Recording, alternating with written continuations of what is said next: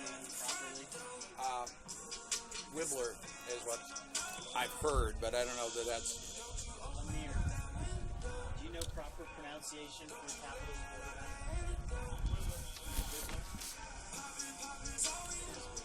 Yeah, I thought I heard that on a radio broadcast, but that doesn't mean it's right.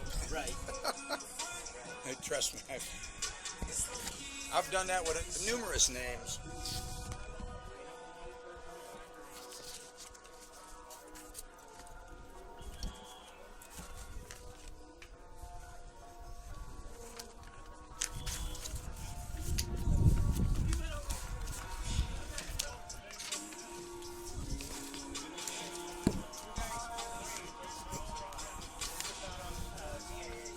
Okay. Okay.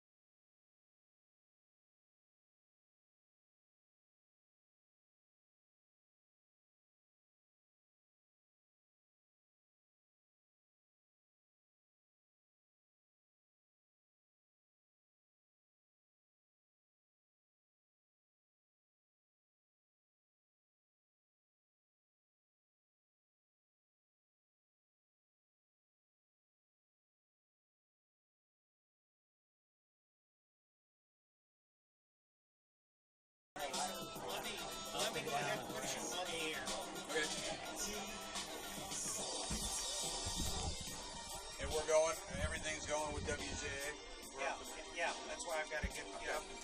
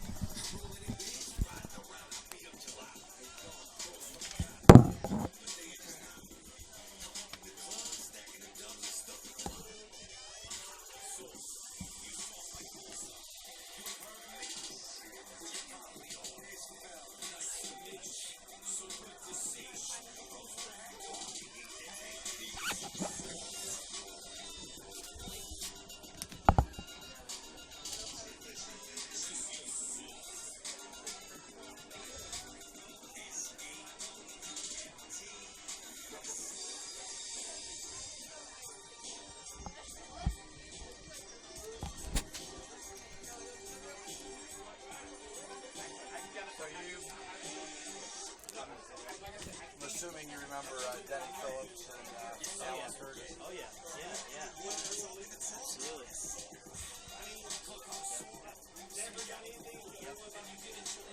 One of my, a guy that was my defensive coordinator for a long time, did was a GA at Wilmington. Okay. And he was a linebacker coach underneath Coach Curtis. Yeah. As a young receiver, I made Coach Curtis happy because he'd always want me to be one of the scouts and guys. I enjoy doing that. Good guy.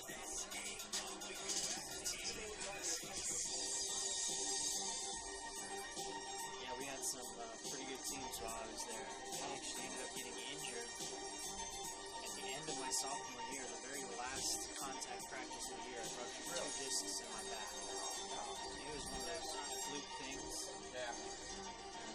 For a comeback, spinning around, and I was in the air, coming back this way, and the DB hit my shoulder.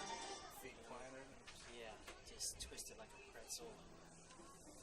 And he, So then I tried to come back the next year, just never made it. I played basketball at Wilmington as well. Played football and basketball there. So, yeah. did you, have you had any long-term problems with that? Yeah. I still have some, instead of scar tissue, it's called something else when the goo basically leaks out of those discs, and my nerves have burned over some of that. And they said it wasn't worth going in there and trying to do anything to it. It's more risky than this, but it just means that I'm going to have times where things get aggravated, certain movements, certain whatever. I don't want very much. Yeah, well, that'll do it. It's one of those things that some of those movements I just avoid. You just gotta Stiffness from it? a little bit. I work real hard on hamstring flexibility and all of that stuff. I shouldn't say real hard, try to stay on top of it. Yeah. I've been getting stretches that I need to do my whole life, they told me, and I for the most part, do. And normally when I don't, it starts bothering me, and I Go get back and to start doing it. them, yeah. Yeah, I start getting busy, and I'm feeling good, I'm good. I'm relearning once in a while. Yeah, you have to reteach yourself on that stuff. We don't have replay available to us.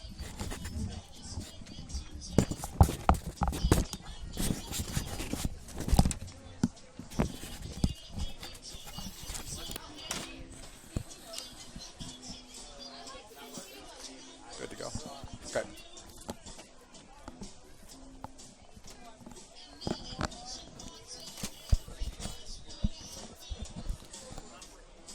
Welcome to Game 4 of the Ohio College Football Game of the Week season on Campus Nation and WZAA 106.9 LPFM in Jeffersonville. Tonight's matchup features the Crusaders of Capital University taking on the Wilmington College Quakers here at beautiful Williams Field Complex in Wilmington, Ohio. I'm Bill the Razor Rayback, and I'm joined here tonight by Quakers color analyst Alan King. Alan's history is he is the assistant women's basketball and softball coach here at the college. He is an adjunct professor of personal wellness in his 7th year, and he played football at Bluffton University as well as being a GA at Heidelberg and was the assistant women's basketball coach at Capital. So you know the OAC pretty well, Alan. I've been around a little bit. You have. You've seen a little bit of everything there. Well, thank you for having me tonight. I appreciate it. I'm excited to watch the Quakers and the Crusaders square off tonight. Should be a good one. Yeah, you know, I think this is going to be an important game for both teams. They're both 1-1.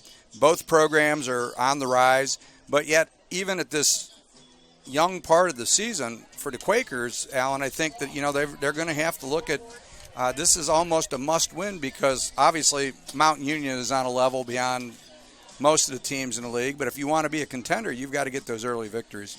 Yeah, and this is one of those ones that I think the Quakers feel is a vital game to them. They unfortunately start off 0-1 in the season in the OAC, 1-1 overall. But tonight's the night that they think they can get their first win in the OAC. And I know the guys are excited and ready to go for that. Yeah, I think the thing that's going to be interesting is last week, Capital got a win over the Muskies of Muskingum, 39-28. And their quarterback, Thomas Wibbler, threw for 318 yards and 4 TDs. So I think we have an idea what we're going to see out of Capital. Looking at their rushing stats, I think the balance tends to be a little bit more to their passing attack. So I think that the secondary of the Quakers is going to have to step up tonight a little bit. Yeah, and it's a young secondary. There's 7 guys that are freshmen that are playing in that secondary, with Higgins the only upperclassman back there. So they're going to get tested early and often. But I think that we're going to see some different coverages out of the Quakers this week. Okay. You know, each week they get an opportunity to get more of their defensive playbook, more of their offensive playbook, and I think defensively we'll see a little bit more from the Quakers than we've seen in the first 2 weeks, especially from that young secondary. Yeah, you know, and I think we saw it a little bit when you look at on a larger scale with the Buckeyes and Sooners just a couple weeks ago, how Ohio State's young secondary got tested by the veteran quarterback. So, you know, the Quakers will have to get some pressure on them, and if they can get some pressure on to help out that young secondary, I think things can be all right for them tonight. Well, and it's always a key in any football game is to move that quarterback off their spot. Yes. There's not many quarterbacks that are comfortable throwing on the move. From what I understand, that's what the Quakers are wanting to do, get Wibbler off his spot, make him throw from awkward positions, but also it never hurts when you're putting him on the ground after each play and making him earn it. True, and if you can get some, nicks on him, you knock him down, not even always sacks, but you have him worry about where the defenders are at all times. That takes his mind off the secondary, and he's got his eyes down, and he doesn't see where his receivers are. Start getting happy feet. Start thinking about other things other than what you should be doing. I played some quarterback in high school. I understand. You get hit a few times, there's a lot of other things that come into play, and start getting a little more excited, a little quicker, and I think that would play into the advantage of the Quakers. Yes, I think so, too. Of course, when we look at Capital, Coach Chad Rogaszewski is in his second season. He went 4-6 last year. And, I think in some ways, these programs mirror each other. I know that Capital struggled for a few years. It seems like they're on the way back, but I think this is a good matchup for the Quakers. I think there's a great opportunity to get another or get an OAC win tonight. Yeah, I think that they're very evenly matched programs. Maybe Capital's a year ahead in the process. With their coach having an extra year. I think Coach Moore's definitely going to get them there, and he's already got them on the move. But I think we're going to see an evenly matched, and I think it's going to be how the game starts. If these young Quakers get that opportunity where they start believing in themselves, start believing that they have that opportunity, I think that could be kind of that key to the puzzle of turning the corner here for the Quakers in an OAC game. Obviously, Luke gets a lot of credit, no pun intended there, for the offensive success for the Quakers. And looking at the stats last week, he had 65 yards rushing, and they're pretty balanced in their attack. I think the key to keep Wibbler off the field, obviously, is for them to get that balanced attack so that they don't get into a gunslinging battle. Absolutely. Ball control offense to an extent, spreading the ball around. Wilmington's offense isn't so much a vertical offense as it is a horizontal, making them guard from sideline to sideline. Obviously, they're going to take their shots down the field when necessary, but making them guard sideline to sideline, and credit's going to be a big part of that. Not only him running the ball, but running out those fakes, getting the ball out of his hands quickly. He's going to be a key to their success today offensively. Sure. And, when we look at the running attack, the zone read is a big play in a lot of teams' offense, and it's really difficult to, defend, very much like the triple option is. So if they can get that going early and often, I feel that's going to give them a great chance to come away with a victory tonight. Absolutely, and some of those run-pass options that they're starting to get in now with Luke's ability, and people are going to be really keying on him running the ball. Their running back, their running game has been really solid the first 2 weeks. Now having some of those opportunities to keep a receiver out there. Right. Keep either the defense spread, or if they're coming in after you, he's going to get a quick hit out there. And it's, again, like a running play, just like you said, kind of an option play there. We'll see him get more. Okay. We're going to see more people in the box, and we're going to be taking a break here for a second. Rick's going to be doing a little magic on the computer.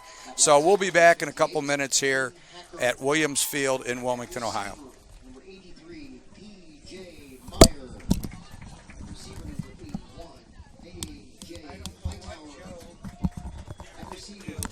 We're not getting any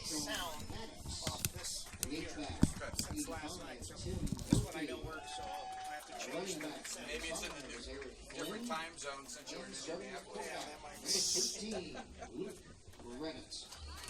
Starters on defense for the Quakers. Defensive end, number 90, Ryan Hicks.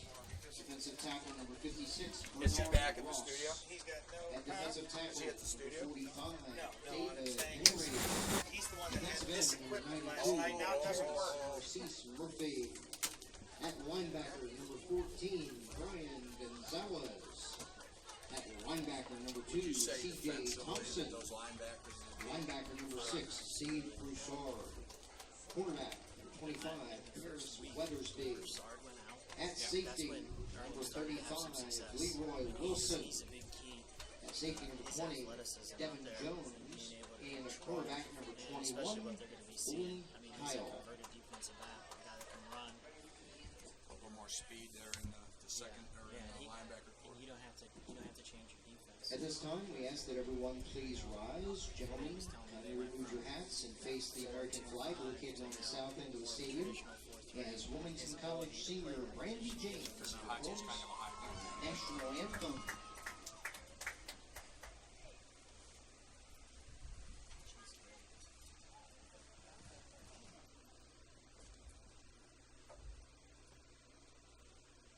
Oh, say, can you see by the dawn's early light what so proudly we hailed at the twilight's last gleam, whose broad stripes and bright stars through the perilous fight o'er the ramparts we watched were so gallantly streamed, and the rocket's red glare, the bombs bursting in air, he proved through the night that our flag was still there. Oh, say does that star-spangled banner yet wave for the land of the free and the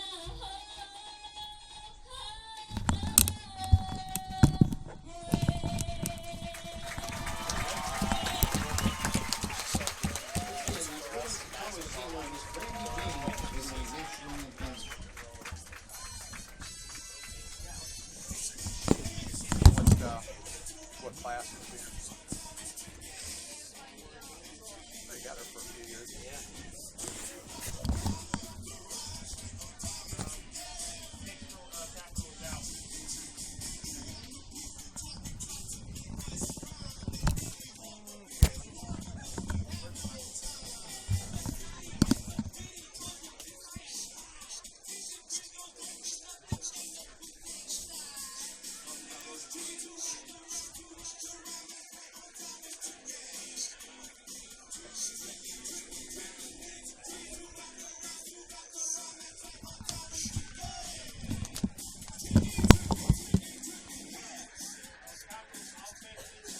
Check to make sure they come out in the formation listed.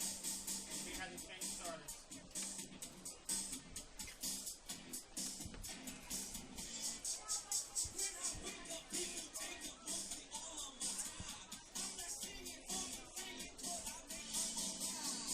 It's not working on that one either. No, it's working. I just have to restart it so that it uses the audio cord. It's not set up for the audio cord unless it actually starts up. And I started it up before I actually moved it over.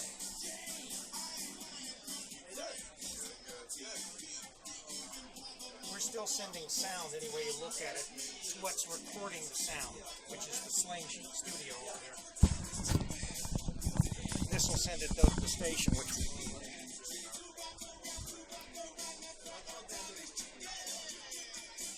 No, we got plenty of time. So I'm going to touch on their coach, and then then you can talk a little bit about the Wilmington staff. I'll hit some scores pretty quick, and then I was going to talk about the kids that are from the local area that are covered today. Yeah.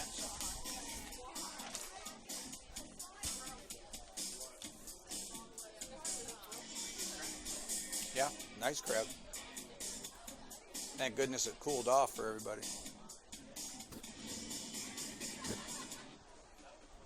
Red Sox last night. I'm going again tomorrow. Actually, Wilmington, our softball team is getting we did some work with the Rosie Reds and we're getting a donation from them, so we'll go down and be on the Nice. field. Get a check. I'm pretty excited about that. Yeah. It's at 1:10 tomorrow. We'll be on the field. We got to get there at noon. We'll be on the field. We've been by it for a while. I'm going to sweat to that. You're going to get, bring a couple shirts.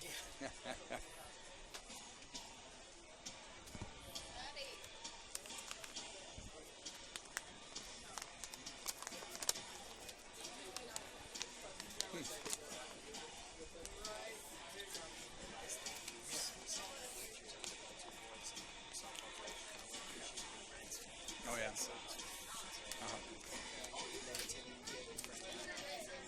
Yeah, yeah. Right. Neat. Yeah, it's a nice time down there. I went down, my son's in the National Guard, and they had a National Guard night down there, so he got tickets for, everybody got tickets for their parents, so I got to go down. That's the first time I've been down there. I've lived here for 5 years. I haven't had a chance to get down there. Check.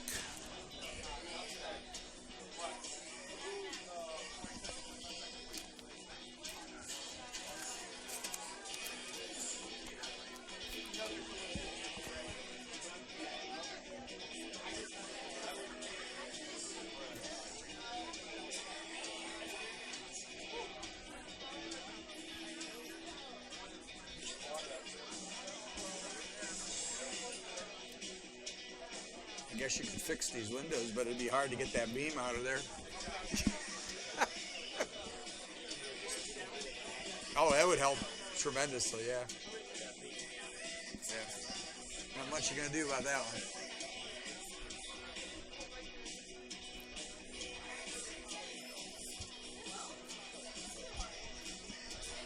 Yeah, Brian, I knew when he got the job here, he brings some intensity.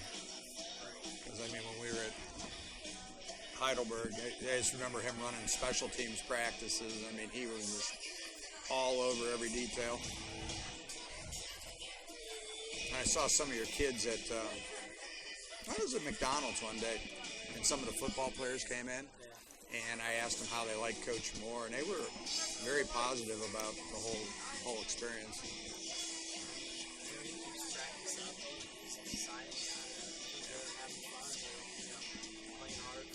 Yeah. How hard they play tells you a lot about them, right? Right. How much they're willing to do. Right. Put it on the line for them and that.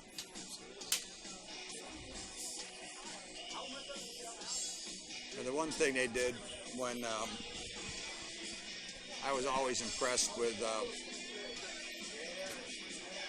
the way they had the recruiting set up at Heidelberg. Hallett had I had no idea going in how they did it. I mean, I've been around recruiters, but I didn't know the inner working. And they were telling me how they rate the kids a 4, a 3, a 2, or a 1. And they said, we don't recruit 2 and 1s. Those are, they project how many years they think they can play in the program. He goes, we'll get 2s and 1s, they'll walk on.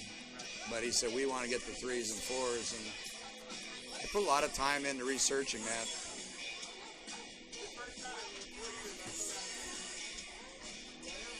And they get some connections. And they had a real strong connection at east side of Cleveland, so they get some good athletes out of there.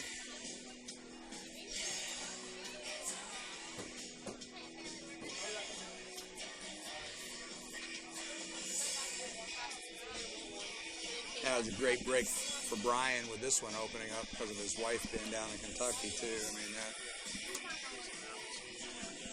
actually have a family for a while.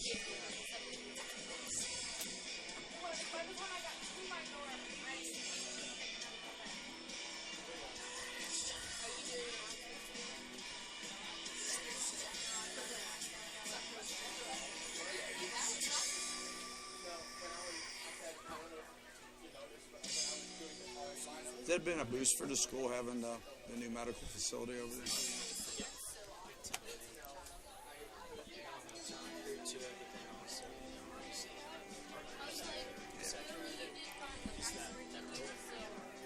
Sure.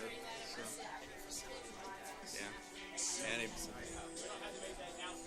Anybody going into sports medicine and training has to think about this now with that facility.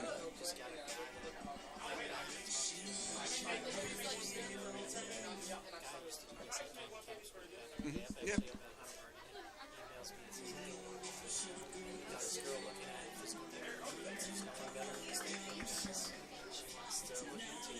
Very good. Like to get those. WZAA 106.9 FM on your radio dial. We're ready for some football. Yes, we are. And we're back. I'm joined here by Alan King, the color analyst from the Wilmington Quakers. I'm, of course, Bill the Razor Rayback. And, talking about the coaches, Alan, Chad Rogaszewski is in his second year here. 4-6 last year. He came from Hamline University, up in Minnesota, where he was there for 3 years. And he had 10 years of experience in Division III. He had been at Bucknell. I guess the highlight of his assistant coaching career is he was with Jim Tressel at Ohio State. And I'm sure that has a lot of influence to help a coach move on to the next level. Absolutely. Anytime you get to hitch your wagon to someone like that, that's always a great feather in your cap. I agree. And so Coach Rogaszewski comes in here. He hires a couple defensive coordinators who do a co-defensive coordinator job, and it's David Parrott and Wes Lynch. And David Parrott is a Capital alumnus who I had the opportunity to coach with at Heidelberg, and a great young defensive back coach, and I'm really excited to see him get the opportunity here at Capital to be a defensive coordinator. The other coaches on the staff are Nick Newsom, Todd West, Drake Voris, Jeff Gafford, Doug Turuk, and Timothy Wilson. And then, Alan, why don't you fill us in on the Heidelberg staff? The Wilmington staff. Wilmington staff, who has a lot of former Heidelberg coaches. A lot of Heidelberg connections. Yes, so yes. Easy to get those mixed up. I'm sorry about that. That's all right. Brian Moore, who is obviously in his first year, and we've talked a lot about Brian already, but he brought along Corey Filipovich, someone that he has had an opportunity to work with a lot. Corey has a lot of experience not only at Heidelberg, but then also down into North Carolina. And Corey is doing a lot of interesting and great things, I think, here. He's a guy with a ton of energy, changing a little bit what they do defensively this year. Mm-hmm. Maybe going to get a few more players and do a few different things next year. But he's a guy that has a wealth of knowledge and has worked in several different systems. So a guy excited about. And Matt Byrne, he is the run game coordinator. After the first week, and Brian, said it's those guys that should get the credit on the coaching staff, not him. Obviously, giving the players the credit, but the coaches, those assistant coaches. He said Matt Byrne had a great run game, coordinated all week. They executed their plan. He's an exciting young guy that I think a lot of people are going to be interested in down the road. Yeah, he was a good player at Heidelberg, and then a GA up there, and really put in a lot of, you know how it is being a graduate assistant, the amount of time that you have to put in. Absolutely, it's they get a full-time position with part-time pay, but you got to put your hours in. You do, and I guess that's what earns you the positions down the road with the openings. The head coach that you work for makes the phone call and gets you into the next step. Well, you can definitely tell the guys that want to be a part of it because they're going to work their tail off no matter what the pay is, right? For sure. And if you've been a GA, you know that how that goes. Absolutely. Looking in the OAC, we'll get to this because the Quakers are going to receive the kick here in just a few seconds. Mount Union beat Baldwin Wallace 55-7, Heidelberg 47, John Carroll 21 in an upset, Marietta 49, Muskingum 25, Ohio Northern 35, Otterbein 7, and we'll get into some of the Division I scores a little bit later. Well, I take that back. It appears that I think The Quakers are going to kick off. they won the toss. Maybe they deferred, giving the ball to the Crusaders right off the bat. But sometimes that works. When I was a head coach, I'd like to go on defense quite a bit myself, because if you have a strong defense and you can take them 3 and out, you change the momentum right away. Absolutely. In field position, when you kick the ball off, when you get a stop and you change field position right away and have it stacked in your favor, that's a great way to start a football game. And the excitement. Defense, a lot of energy, a lot of effort out there. Excited to get this one kicked off here with Mr. Shamp doing the honors. And Kevin Shamp is the kicker here for the Quakers. And it's an angle kick to the sideline, drops about the 36, where it is covered by the Crusaders, number 27. The Quakers had an opportunity to recover that there. Really nice block by one of the Crusaders and jumping on that, but they weren't exactly ready for that little squib kick, were they? And I think that was by design. I think Coach Moore came out and did a little pooch kick to the sideline, and, if the front lines are not paying attention, that ball's rolling around, and it's a good opportunity to get that ball. Maybe trying to change that field position right away. Yes, indeedy. Okay, and we've got Thomas Wibbler, the quarterback, threw for 318 yards last week and 4 touchdowns. Looks over to defense, drops, quick pass, and that goes out to number 15, and that is David Bennett. David Barnett. David Barnett, the sophomore receiver. He was an all-conference receiver for Capital last year, and he's a guy they're going to just get quick hitters. He's a big body. They're looking to hit him quick and make the Quakers have to guard him like a quick run play. Capital lines up in a 2-by-2 formation, gives the ball to the single back, and the Quaker defense is up to the task because they drop him for a couple-yard loss, and we're going to be looking at a 3rd down and 4 or 3rd down and 8, I'd say. That was really nice penetration by Terrence Narcisse Murphy. He did a great job of breaking that up in the backfield, and then they rallied to the ball really nice. That's one of those things. Corey Filipovich has his defense running to the ball continuously. Yes, indeed, he does. 3 receivers to the right, motion to the left, back offset, play action, a little bubble screen, and Wibbler completes it. Ball's up to the 40-yard line of Wilmington. And again, I believe that's the number 15, David Barnett. And they're just getting him this ball and letting him really be a running back. Space. Yep. Yeah, and he is a big-bodied kid. He's almost got tight end size, especially at this level. Yeah. And if you look at a few years ago what the Buckeyes did, it was just get the ball out to your big receivers and let them run. Yeah. Okay, we've got a tray formation to the right, motion left. We're in a pistol in the backfield, and the give is Wibbler. No, I'm sorry. Corey Heater, the senior running back for the Crusaders, picks up a couple yards, and the ball is advanced to the 38-yard line of the Quakers. We've got 13:09 to go in the first period, 0-0 score. Brian Gonzalez on that tackle. He's going to lead the Quakers in tackles, I believe, today. He's a guy that's all over the football field on defense. Short flanker to the left, wide receiver to the right. 2 backs in the backfield. A little shovel pass. Pick up for 4 yards for the Crusaders up to about the 34-yard line. And that's going to bring up 3rd and 3.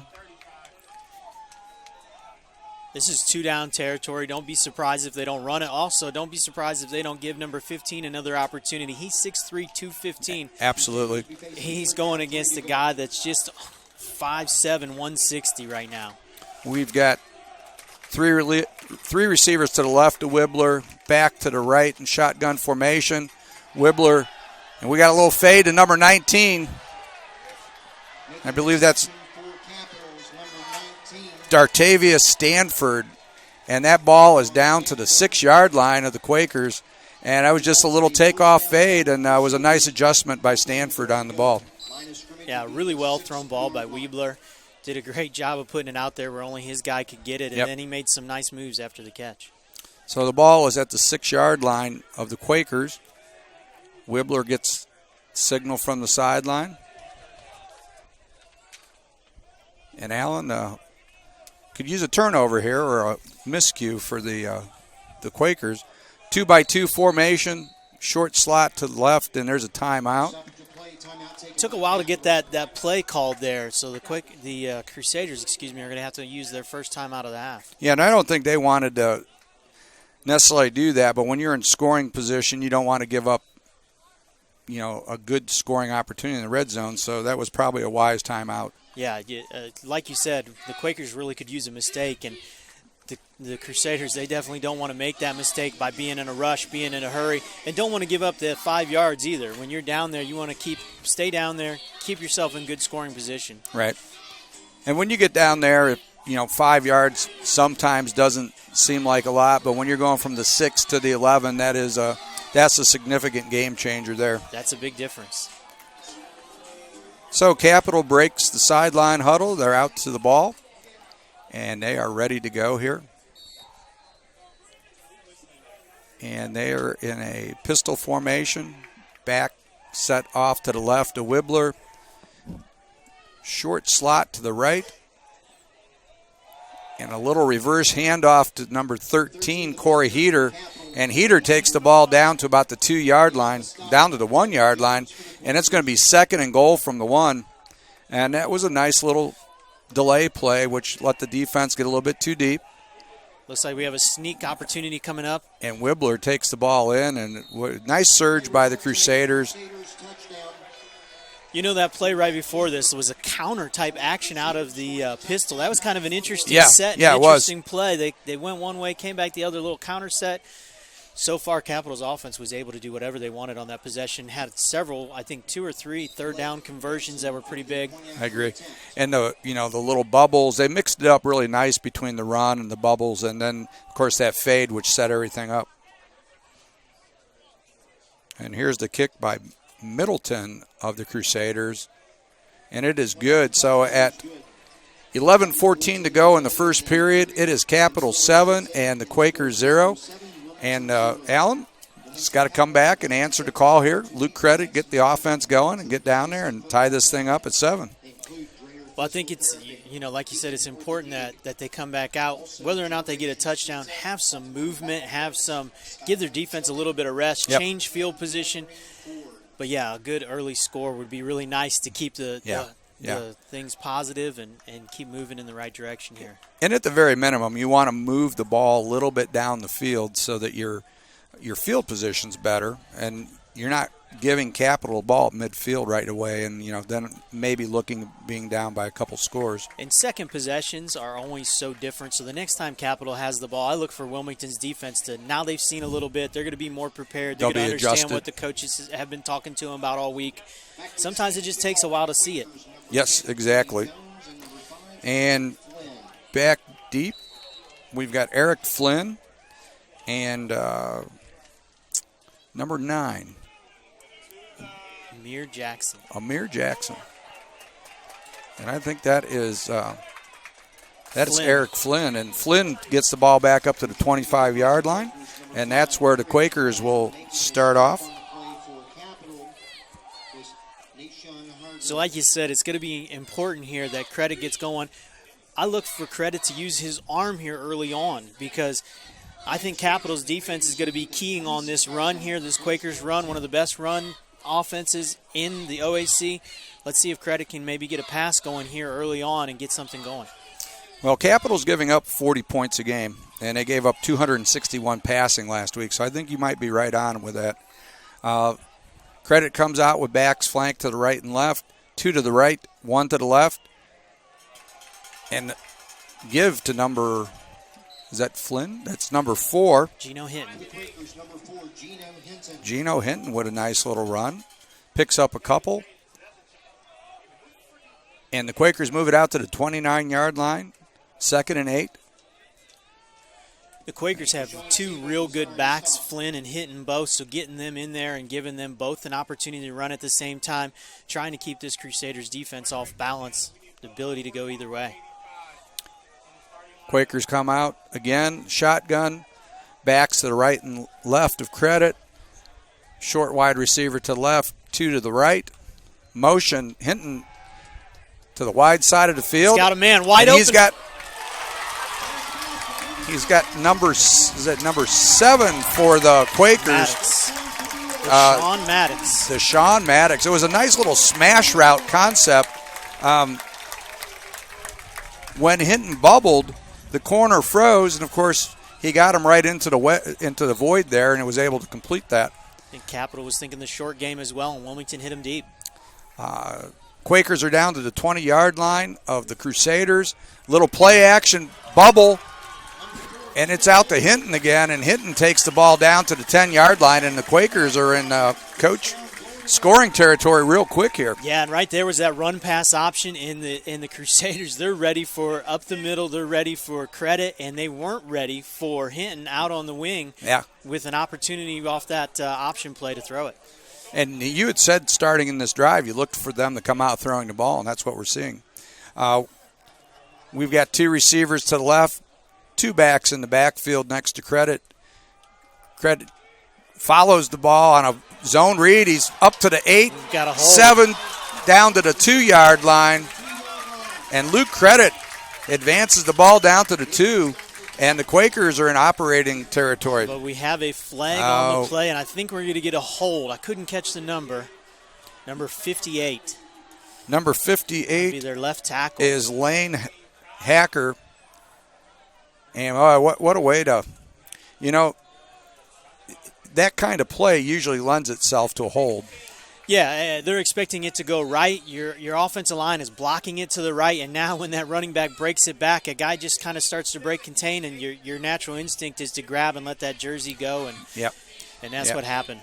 And, they're not sure when you get a scrambling quarterback, the line doesn't know where he is all the time, and that creates a problem. 3 receivers to the right, 1 to the left, back to the right of Credit. Credit gets the ball. He drops, looks, and takes off. He's up to the 15, spins down to the 10-yard line and gets some of the penalty back, Coach. And we're at second and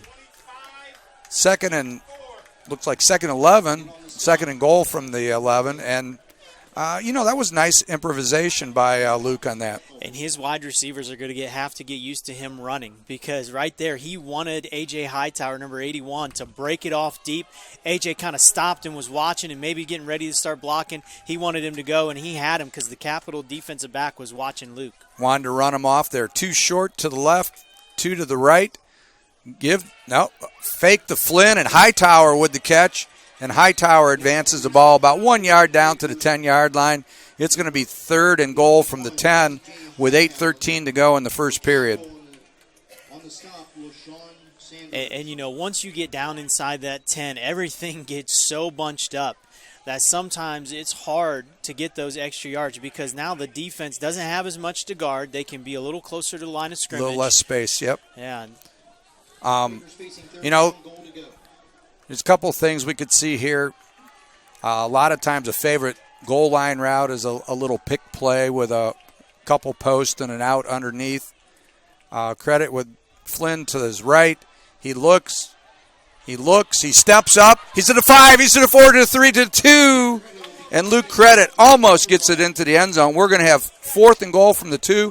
Decision time for Coach Moore. Credit is telling him, let's go for it, Coach. Let's do this. And I look for them to keep it in Credit's hands right here. He's your guy. Yeah, I think so too. I would believe you probably see some kind of zone read situation here.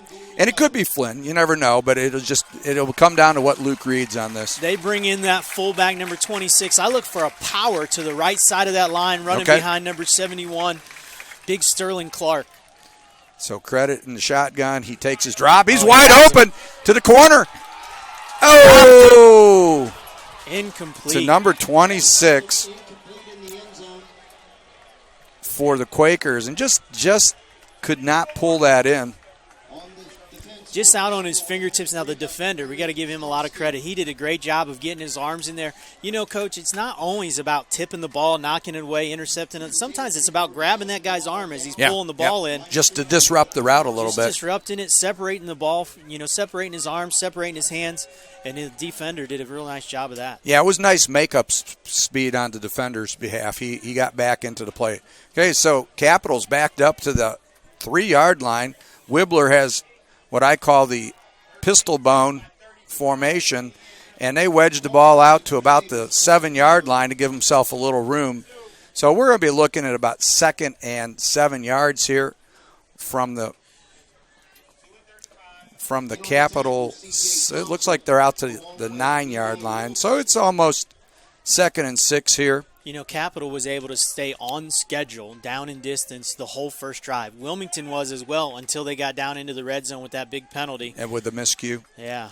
Okay, Capital with 3 to the left, tight end to the right, pistol formation.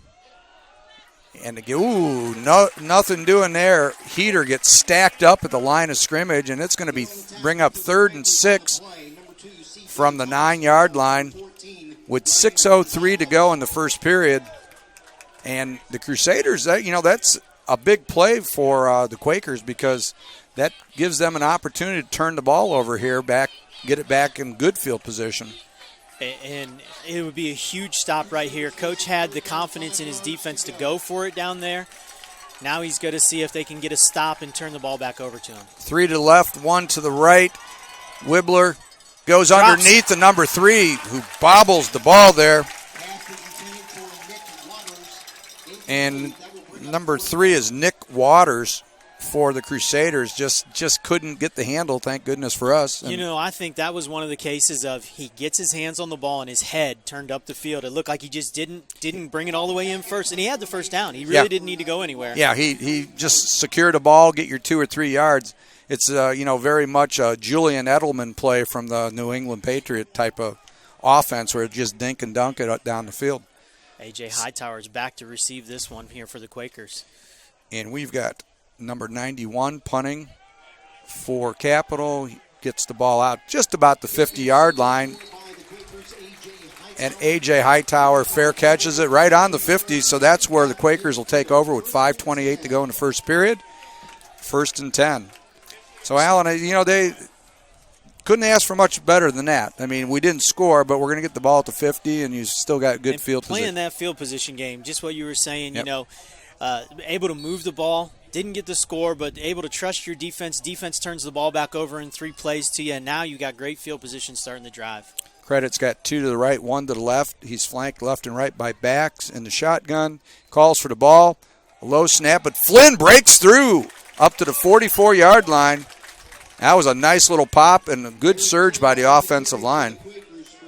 And I think right now the middle of both lines on offense are doing a good job. The Quakers offensive line, nice little hole. Capital's been doing a pretty good job up the middle. The last drive was keyed because the Quakers were able to get a stop up the middle for the first time all game. Yeah, 65, Colder Thompson, and number 79, Logan Hernan did a nice job clearing the way there. 2 to the right, backs left and right. And Credit keeps it on a little crossbuck keep, and he's down to the 30, down to the 28. And a little play action freezes the linebackers, and Credit pulls it out, and he's gone. I tell you what, Luke Credit is one tough guy. He's going to have no trouble commanding the huddle. Those offensive line got to love blocking for a quarterback that runs like a fullback. For sure. With some good moves, though, too. And some good moves. Yeah, he would make the All-Madden team. There's no doubt about that. Absolutely. So Quakers are down to the 29-yard line, 1st and 10, 4:27 to go in the first period. And Luke has backs to the right and the left, two receivers to the left, 1 to the right. And it's another read option. And Luke takes the ball up to about the 26-yard line, and we'll be looking at 2nd and 7. Staying on schedule. I started to talk about that earlier. The Quakers are doing that again. They haven't really been stopped yet other than with that penalty yardage. Right. And they're able to, it looks like, run the ball, throw the ball where they want to. Capital's still trying to kind of figure out that offense and stop their flow. Coach Moore has a nice rhythm right now calling plays. Yeah, and, looking at it, It wasn't that Capital wasn't great against the run, giving up 232 yards against Muskingum, so they can be run against. A little play action fake, fade to number 83. Wow. P.J. Meyer going up. P.J. Meyer has fantastic hands. What a catch. Looks like he just came down on that out-of-bounds line. But what an opportunity there in the corner for P.J. Meyer. And P.J., correct me if I'm wrong about this, had a great game in that first game against Earlham. He has had 2 excellent games. He's one of the leading receivers yardage-wise and yards per catch. I believe over 25 yards per catch on the season. Very nice. So the Quakers come out 3rd and 8 from the 27-yard line. Backs to the right and left of Credit. Twins to the right. Single receiver to the left. He drops. He looks. Got a man. And he's got that flag route again. A nice catch. PJ. And P.J. Meyer takes the ball down to the 10-yard line. And the Quakers are operating again in the red zone. I tell you, I don't want to be a defensive back if I'm out there with P.J. Meyer. His wrestling background, he's ready to get in a fight with anybody at any time. And he's got the quick feet, great hands. He is an excellent receiver. The Quakers are happy to have him. Yeah, Credit's happy to have him as a security blanket. For sure. So we've got 1st and 10 from the 10-yard line. Goal line situation, 3 receivers to the left, 1 to the right. And Credit keeps it on the read. Oh, I'm sorry, gives it off to Flynn, and Flynn got the ball down to the 4-yard or the 6-yard line, and we've got second and 6 from the 6-yard line. Credit did a great job of carrying out that run fake. Really drew some defenders, drew our eyes. I thought he had the ball. Yeah, I thought Credit had the ball. Just needed that one block from a receiver out there that could have sprung him for a few more, but a nice gain on first down. And imagine how hard that is when you're on the field. We're up here watching it, and they're trying to figure out who has the ball. 2 receivers to the right, 1 to the left. Credit has backs to the right and left in the shotgun. Gets ready for the snap. And there's a zone read, and he takes it. He's back up to the 4, down to the 1-yard line. Luke Credit. He was down. He was down. The ball is out, but he was down. The FAR official coming in and saying he's down. It looks like he's at the inch line right there. There was Credit deciding to be a fullback, like I said. He put his head down when he realized there was nowhere to go, and he got a couple yards. Yeah, he did. And I believe he's got it down to the 1-yard line. So it will be 3rd and goal from the 1. And again, I go back to I think Coach Moore's got to put the ball in the hands of Luke Credit right here. He has 2 downs to get this, though. I think they're going for this one way or the other. Yeah.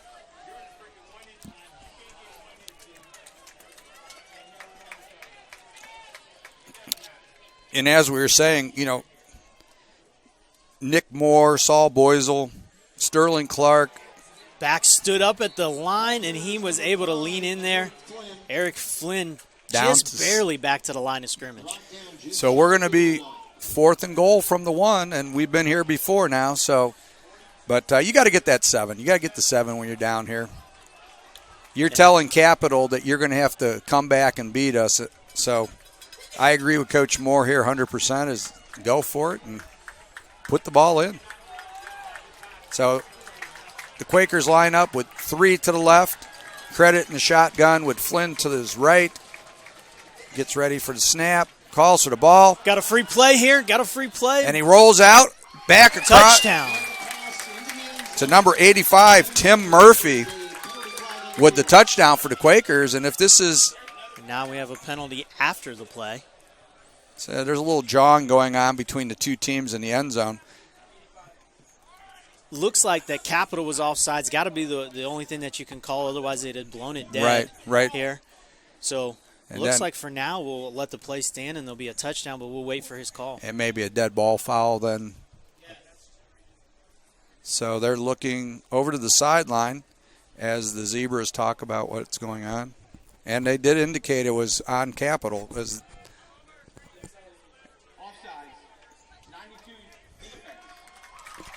So 92 for the defense is offsides for Capital, and that means this touchdown should stand.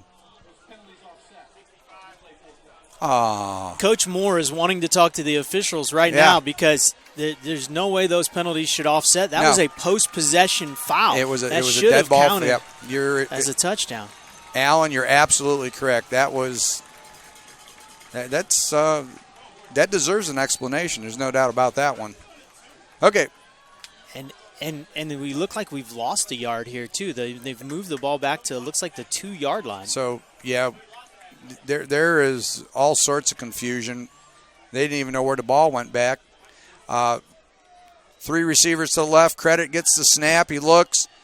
He completes it to Tim Murphy again, and Murphy gets it in for the touchdown. So we couldn't get the first time. We get it the second time. And Tim Murphy from Luke Credit. And at 4:11 of the first quarter, we've got a 7-6 ball game. And Kevin Shamp comes out to attempt the extra point for the Quakers. That was really nice patience by Credit and a really good job allowing that defense to spread. And as they did, Tim was able to just sit down in that little hole in the zone and dropped it right into him. And you talked about that earlier, is that Coach Moore wants to spread them horizontally to create those gaps in the defense, and they're taking advantage of that. Absolutely. Shamp with the kick. And it is good. And we've got a new ball game at 4 minutes and 11 seconds to go. And, Coach, it's looking good here. So Capital looks kind of stunned. Their sideline is looks like the air is out of their balloon right now. And Capital is going to be one of those offenses that's a short, hit you for a couple yards, don't have as many big play, makers, guys that are going to break big plays. If the Quakers can keep them in front, get them to turn that ball over, get them to turn it over, whether it be on downs or a big turnover, I think the Quakers have all the momentum right now. We'll see with this kickoff where the field position starts out, and then what our defense can do then coming out here in this next possession. Remember, the second possession, they were able to get a stop. The first possession, Capital was able to do whatever they wanted. We'll see what the third one brings. Alan, the other thing that happened there is they got the ball on the 50-yard line. It took them 4 minutes to go from the 50 to score, and they ate up clock, which I think is to the Quakers' advantage. Yeah, so a 3-and-out and then a 4-minute offensive drive. You should have a rested defense ready to come out. Yep, for sure. So we await the kick from Kevin Shamp. And last time we saw a little pooch kick. Looks like they're addressing it as Capitals move some players over to that area. And again, it's a pooch kick. And number 5 returns the ball up to the 47, their own 47-yard line, and that's where Crusaders will start. And that it looks like Capital was, as you said, addressed that move number 5 up there. And he wasn't just looking to make a catch. He was looking to gain a few yards there as well. He wanted to break that first wave and go for 6 here. So Capital is on their own 47. 1st and 10. Wibbler comes out. Looks like he's going to have backs to both his right and left in the shotgun. He's got 2 receivers to the left, 1 to the right. Looks over to secondary, calls for the ball, and gives it to Corey Heater. And Heater wedges it up to about the 48-yard line of Wilmington. And so we're going to have a 2nd and 4 from the Quakers' 48. And that was just a nice line surge by, nothing special, but a nice surge by Capital. On that. And this is their offense to a T. 4, 5, 6 yards, a play. They'll even take 3 yards of play. They just want to stay on schedule. They're going to hit you in the mouth. And then as you're expecting that's when they're going to go to the outside, get the ball to those playmakers. And number 15, he is a big guy. The Quakers have to play him with a linebacker. He's so big. Steve Broussard made that tackle, but he made it 5 yards downfield because he was out covering number 15. Exactly. So it's the end of the first period with 15 new minutes to go in this period. It's 7-7, and Alan, we've got a new game right now. So we'll see. Capital has the ball on the Quakers' 48, 2nd and 6, and the beginning of this quarter is going to be big. I The agree. Quakers defense able to get a stop, get the ball back to the offense. Keep that momentum. I think we lost a little bit of that momentum on that kickoff where they did a good job of covering it. They were more prepared the second time around. Right. So we'll see if they can get some momentum coming back here. Well, this 2nd and 6 is a big play. If you minimize the amount of yards on this, 3rd and 6 is a much more difficult animal for them to attack here. So Wibbler looks over the defense. 3 receivers to the right, 1 to the left, back offset to the left. Number 27, give, and a nice play as the Quakers break it down for about a 4-yard loss. David Henry was in there with the initial surge, moving the lineman back, but then Gonzalez, number 14, was able to finish him off with a host of Quakers on the way. So they're going to call it a 3-yard loss. The runner's momentum was stopped about there, so it is now 3rd and 8. And we just talked about this. This is a big situation where the Quakers can take advantage of this. And we have man-to-man down here at the bottom of the screen. See if the Crusaders go after that at all. Wibbler rolls to the right, and a nice little comeback by number 19, Dartavius Stanford. And Stanford's hurt us a couple times. He caught the big pass earlier in the first quarter. And he has broken a couple tackles. As you said, he made a nice play, a nice catch, and then was able to break a couple tackles and get an extra 8 to 10. So the Crusaders have moved down to the 30-yard line of the Quakers. So far, this game has come down to third downs, hasn't it? Yes, it has. The Crusaders in their first drive were able to capitalize, and there they were once again. No doubt about it. Wibbler, 3 to the left, motions 1 to the right. Releases, they got a little crossing route. And David Barnett, again, just like, as you talked about, he's a big, tall target. He used his body well to shield the defensive back off. And he looked like a basketball player. On October 15th on our first day of practice, that's how I'm going to teach people how to box out. That was exactly what he did. He used that big body, sat down in the zone real nice. And, just let the ball come to him. Yep. So ball's on the 6-yard line, 1st and goal from the 6. Oh, a little mix-up in the backfield. And I don't know if that's Corey Heater. I didn't see if he was the back. But it looks like another loss, Alan, and maybe a loss of 1 there. So, and Butler, he's going to have to leave for a play because he lost his helmet there, the running back for Capital. Yep. But they've had some nice line push here. Mm-hmm. We're going to need, though, to get some pressure on the quarterback when they go back to pass. We've had some nice pressure here up the middle for the run plays, but now we need to see a little bit of that when they're going into the pass. 2nd and goal from the 6, pistol formation for the Crusaders, 2 receivers to the left, 1 motions to the right, and they look. Got a man. Wow. A little misdirection on that. They had the appearance of a little jet sweep off of it, which drew the linebackers out, and they slipped the receiver to the back line of the end zone. And those young defensive backs for Wilmington, they really bit hard. Yes, they did. And you could see the young guy trying to get back and make a play, but he just couldn't get his feet fast enough when he realized what was going on.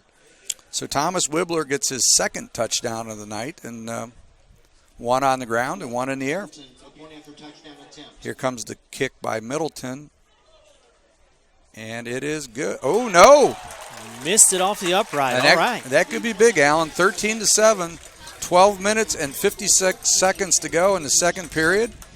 And the Quakers are getting ready to receive the ball again. Well, the way that both defenses have played to begin this game, that could, like you said, be huge because it looks like right now we could be having one of those shootout kind of nights. Yep. It could be 48, 47 by the end, and that extra point could be the difference here. So Coach gets them fired up down there, getting them ready to come out. And, hey, we got Rick Phillips here. How's everything going over there, Rick? Good. So, again, a big opportunity for Luke Credit and the offense to respond right here. Yep. This is going to be a drive where, again, you give your defense, like you've been saying, some break, give them an opportunity to go sit on the sideline. Although we could use a big play. Don't want to always have to go down there on these long drives. I agree. You need one of those big plays. Capital, I've said that they're a short play type team. They've made a few big plays. In both drives, they've had some long plays. Exactly. And, Barnett's made some good plays, and I've been impressed by Dartavius Stanford. He's made some good plays, too. Flynn with an opportunity to return this. He's got a little running room. Up to the 27-yard line, and that's where the Quakers will start operations. And right there, talking about P.J. Meyer as a receiver, he's on that return team, and I tell you what, he was blocking to and through that whistle. The echo of the whistle, as a coach, you got to like that. Oh, yeah. And it tells you something about senior players that want to be out there on special teams. Yes. Because a lot of them think they're entitled to a break in that situation. But, PJ wants to be out there getting everything he can his senior year. We've got 2 receivers to the left, 1 to the right. We've got a back offset and a slot. And Credit gets the snap, runs the ball up to about the 27-yard line. And that didn't look smooth. It looked like there was something, a little miscommunication there, maybe not the right set. I was the set kind of looked odd, but well, speaking of credits, we have an extra credit out on the field we have right Matt now. Credit. Matt Credit, number 84, has checked into the receiving corps. He had a touchdown last week. Now Matt's from his brother. Matt's from Wilmington, and Luke went to Waynesville, if I'm not mistaken. That is correct. So we've got backs offset to Luke's left and right.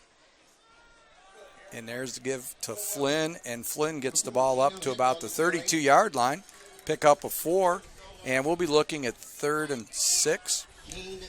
And there's where that first down play, just being a little bit off schedule. Now, probably going to have to pass, and taking away that run option, going to allow Capital's defense to get a little more set, a little more comfortable.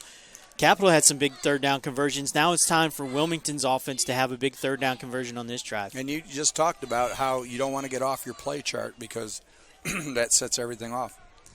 Credit with a back to his right, 3 receivers to his right, and trips. He drops, he looks a little bit in number 84. And just like the backyard, Coach. Yeah. Just like the backyard when they were kids. Pitch and catch there.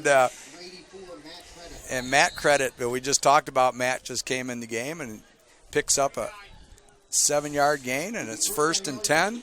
How neat does that have to be for brothers, family, parents, just like it was back in the backyard, dreaming of playing college football together? Exactly. And for the parents, I'm sure they're very proud to see that connection. 3 receivers to the right, 1 to the left. Back is offset to the right of Credit. Luke drops. He looks. And that almost looked – he's still alive. Wow. Wow. And Credit he won't go down. He is a battler. I thought he was engulfed by 3 or 4 Capital guys. It looked like he was. Now, did that look like to you that might have been a design draw play for the quarterback? That was somewhat of a design draw, or again, some kind of a mix-up. But it looked like a design draw that maybe just didn't go. They sent a blitz to our offensive left, their defensive right, and just kind of messed up the timing, I think is what happened. Yeah, because it looked like Luke decided pretty quickly there that he was taking that ball and going. We got 2 to the right, 2 to the left. Back offset to the right of Credit. Credit in the shotgun. Gets the snap. A little option play. Nice move. To Flynn. And Flynn gets the ball up to the 42-yard line. And Flynn did a really good job of sticking his foot in the ground, not going sideways, getting up the field and getting what he could get out of that run. And a lot of times young backs want to do that. They think that they can outrun everybody.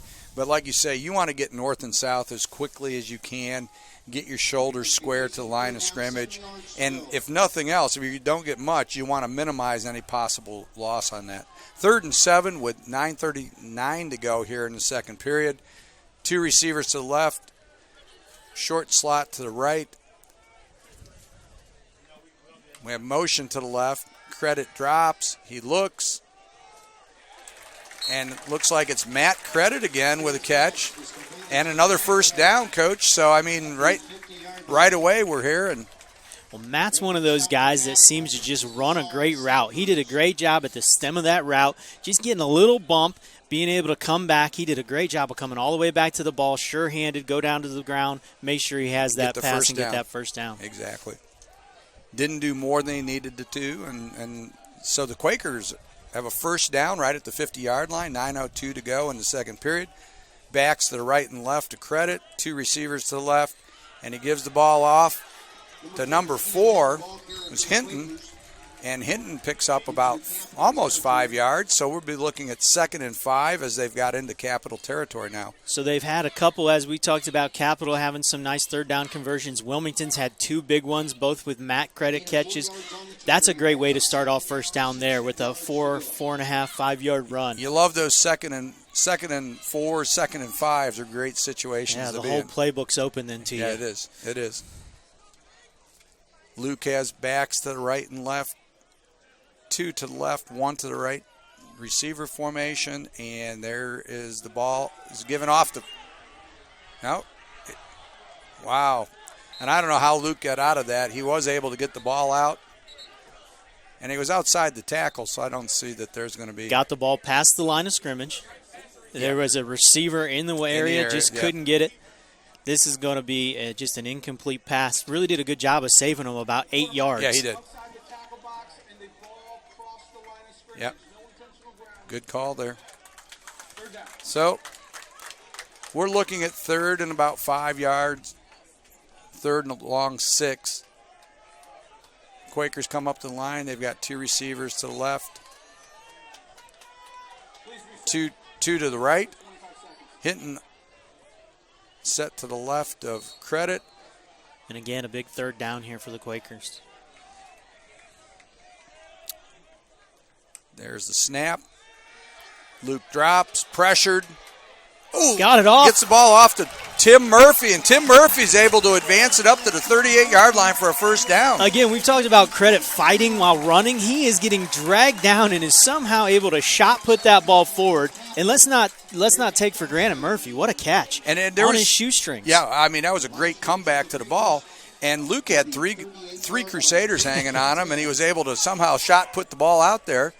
And so 38-yard line of the Crusaders. The Quakers are operating here in a 1st and 10 situation, 7:36 to go in the second period. Trips to the left, single receiver down to the right, back offset to the left to Credit. Credit gets the ball, he looks, and they got a fade to the corner. Oh! And A.J. Hightower started to break that route off. Don't know if he'd have been able to catch it anyway, but started to break it off, and then he was open. He realized that he just wants to run the fade on that one. Yeah. Yeah, he kind of stuttered there, and then all of a sudden he realized the ball was going to the end zone on the fade. So we've been talking about Credit running the ball, but when he's passing the ball right now, you got to be a little bit concerned if you're Wilmington. He has taken some shots. Yes. He took a shot at the end of that one. Going to have to shore up that blocking a little bit. Going to have those running backs step up in some of this pass protection and meet some guys a little earlier. For sure. So 2nd and 10. A little quick pass out to Matt Credit. Matt Credit's been the man on this drive. He has made some big plays on third down there, doing a nice job on second down, getting it back to now. There's run-pass options, and this is probably two-down territory for the Quakers as well. So Coach Moore has a couple plays he's thinking of right now. 3rd and 3, very manageable here. And as you say, now you can open up the playbook and look at a lot of different options. The Credit brothers don't go down easy, do they? No, Matt did a real nice job of dragging some guys. Yep. 3 receivers to the left. Hinton set to the left. Credit. Hightower to the single receiver to the right. And it just doesn't look like, I don't know if it's the clock. We got a play clock issue? Yeah. Please set the play clock to 25 seconds. Okay, they did. So we had our first clock malfunction of the evening. Well, if we can make it a quarter and a half without that, we're happy. Credit had gotten a quick look at the defense, and the defense is set. So wonder if Capital's staying in the same thing, if he has another early option here so he can see what they're going to be in. There, Credit drops. He's looking. A nice crossing route by, I don't know if he saw Hightower. No, but he's still going. He's to the 2015. I'm sorry, 25 up to the 20. And we talked about him bulldozing people there. He put on some dance moves. Yes, he did. He got out of trouble. Now, I don't know if he saw him, but A.J. Hightower had ran a crossing route, and if he had had time to get it to him, he'd still be running today. You know, currently the Wilmington offensive line and pass protection is struggling, and Capital's just running some basic end tackle stunt type things, bringing a linebacker late. Probably that spy linebacker, if they're dropping back to pass, going up to get Credit. Well, I remember Coach Moore at the OACs was saying that he just wants to keep his quarterback upright. And Hinton runs the ball up to about the 18-yard line. And that was a little break there for Luke, giving Hinton the ball. And he did a nice job of surging forward and getting about 2 to 3 yards, which looked like they had nothing on that play. Yep. So 2nd and 7. Wilmington is advanced to the Crusaders' 18-yard line. Another one of those long drives you've been talking about. Yep. 5:13 to go here in the second period, and they've just been eating clock. 3 receivers to the right, trips formation, 1 short receiver to the left. Murphy motions back to the left into a fullback position out of the pistol. Credit drops. He boots back. He looks. He rolls to his right. He rolls. He's on the run. He's up to about the 15-yard line before he goes down. Looked like we had a late hit there. Then we had a loose ball. The Crusaders got on it, but both officials, we had 3 officials running in there saying he was down after the play. So, Alan, he boots left, and he rolls to the right, and then he decides to take the ball up the middle on that. So, but he picks up and makes it, again, a manageable third down situation, 3rd and 5 from the 16-yard line. So, again, this is probably 4-down territory. So, if you're looking here, you don't necessarily have to get the first down, but you want to make it something manageable on 4th down. Obviously, you'd like to get the first down if you can, though. And Tim Murphy's been a big part of this down here. And there's the ball to Luke rolls. Get rid of it. And he just he's got a man. Oh, boy. P.J. Meyer almost gets that. A.J. Hightower is saying, hey, I got a great view of this. Throw the flag, and I think he's right. Yeah. P.J. was in one of those wrestling matches we've been talking about, and Capital brings him to the ground almost before he has an opportunity to catch it. Or otherwise, I think P.J., with those great hands of his, makes that play. He had a couple people trying to drag him down there. There's no doubt about it. And so Luke gets the call from Coach on the sideline. Again, we have a Capital guy, number 5, the young defensive back down there in the corner, injured. He's going to get up. The officials, though, stop play, so he's going to have to come off the field. Looks like Saunders, who was down, number 5 for the Crusaders. You know, looking at some of the stats from so far from the game, we have some pretty even offensive match here. About 145 yards each for both offenses. This is going to be a chance for their defense, Capital's defense, to get a stop here. For sure. I'm looking for a run-pass option here, Coach. Twins to the left, short slot to the right. Oh. Timeout Capital right as the snap. Well, looks like Coach Parrott didn't like what they were in and wanted to get out of it. That's one of those things, you know, in coaching basketball, we have this all the time, too, when the ball's inbounded. Here in football, when it's snapped. Right. It's when the official hears from them and is able to blow the whistle. Sometimes that whistle comes right after the snap, but they've already had the timeout indicated. Maybe that official loses his whistle, whatever the case may be. Right. My guess is Capital had that called before the snap. Just maybe the whistle didn't get blown. Made it more after. dramatic. Gives the Wilmington fans something to be upset about. Exactly. So this is a big play and a pivotal play in this first half right here. Yeah. Wilmington inside their own 20, or inside Capital's 20. Fourth down and about, what, 5? 4th and 5. And, you know, now we've seen this situation a couple times now on 4th down. And interestingly enough, though, the guys that have been making the plays on 3rd and 4th down, Wright and Matt Credit aren't in right now. Yeah, that's true. So we've got trips to the left. And Luke, a little bootleg to the right. He boots. He looks. Yes, number 7, Maddox. What a catch. And they call Maddox down at the 1-yard line of the Crusaders, and it's going to be 1st and goal for the Quakers. What composure by Credit to be able to roll out, find a guy. Maddox did a great job of just sitting down there. Yep. Credit's able to find him, and then Maddox took a shot at the end of that. Popped right back up and tried to run it in. Said, I'm not down. No. I want a little bit more here. So they ruled him at the 4. Boy, I tell you what, I don't know about that spot either, but 1st and goal from the 4, 3 minutes and 36 seconds to go in the second period. Credit in the shotgun, gives the ball to Flynn, and Flynn powers his way down almost to the 1-yard line. So we're looking at 2nd and goal from at least the 2-yard line, if not the 1. And so if you're Wilmington, you're not in a big hurry right now. Just more than 3 minutes left on the clock. you're not really minding getting tackled there as long as you end up getting a score. Because you don't want to give Thomas Wibbler any time on the clock. So Absolutely. if they can eat this up, we're going to be in good shape. Backs to the right and left of Credit. Hightower, single receiver to the right. And again, Going to be dropped for about a 2-yard loss back to the 4, it looks like, from the official 3.5, 4-yard line. So we're looking at 3rd and 3. And even more important, Flynn is kind of limping off a little bit. Yep. Picking up a little bit of gait here as he's coming off. Looks like he's going to be okay. So Hinton will be back in the game, I'm sure. So we're back to that big 3rd down here, Bill. 3rd and 3. And we've got 2 receivers to the left. 1 to the right, Hightower to the right. Credit rolls to the right. And and they're going to rule him down, Coach, at about the 12-yard line. So now I think you're going to have to kick it after that loss. That's the first sack.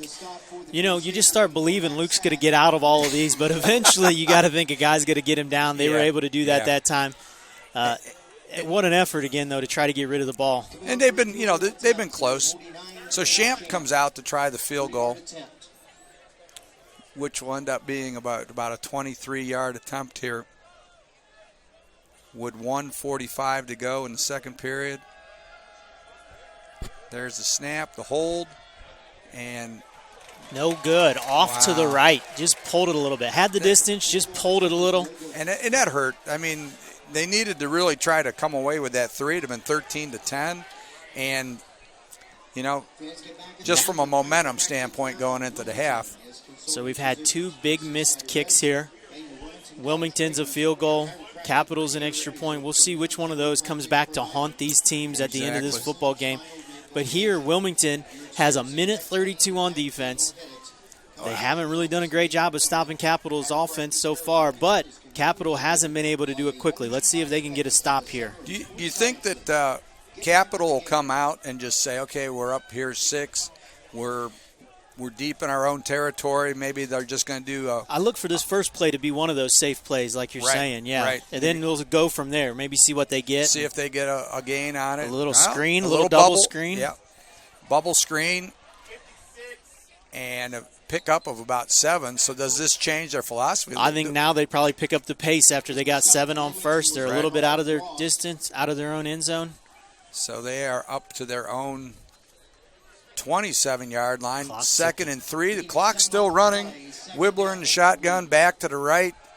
2-by-2 formation. Whoa! What a nice defensive play. Knocked away very nicely there. Looked like number 33 Parks or number 35 Wilson.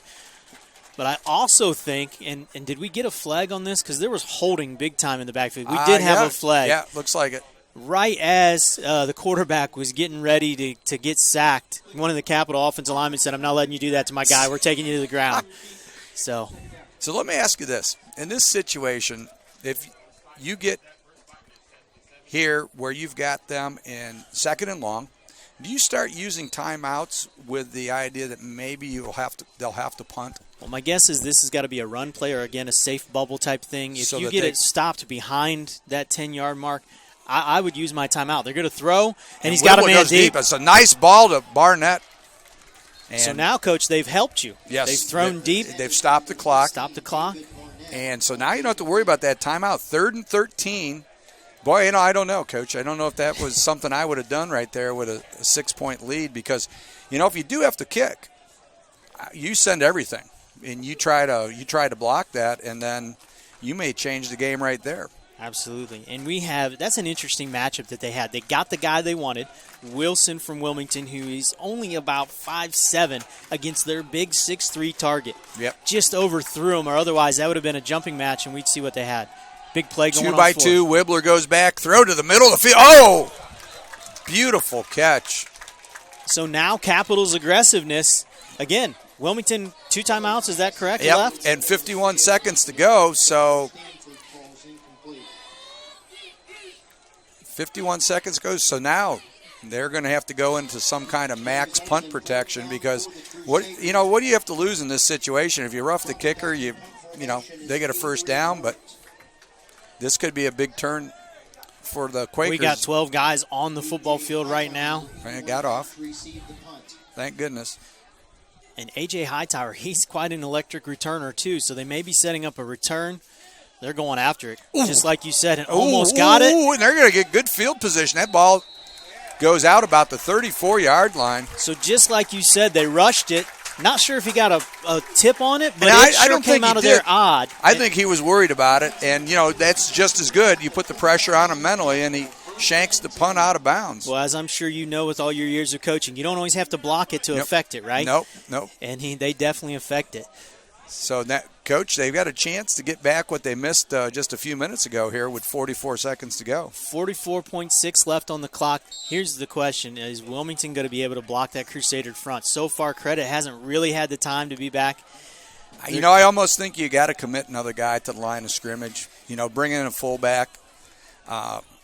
Bring an extra lineman in because you need to give him some max protection here. And they're starting off here with a little bit of a close set.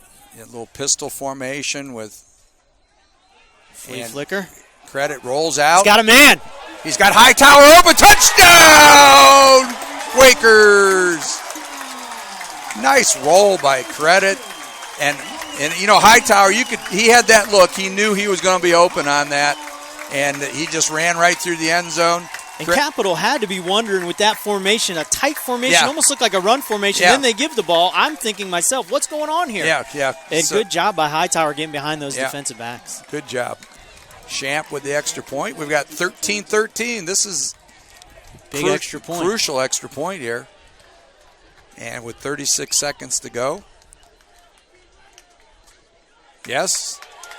And the Quakers take the lead just towards the end of the second period, 14-13. So in your career, you've coached plenty of these kind of games. How big is the momentum going into halftime? You got to score. You get the ball on the other side of the half. It's huge. It's huge. You come in, you look at Capital's body language walking off right there. They're demoralized by that. Yeah. And now here's the thing that we have to guard against is that we can't let Wibbler come out there and complete a 40-yard pass and then put them in a situation where they might get a field goal or something and then change the momentum back. So we've got to be,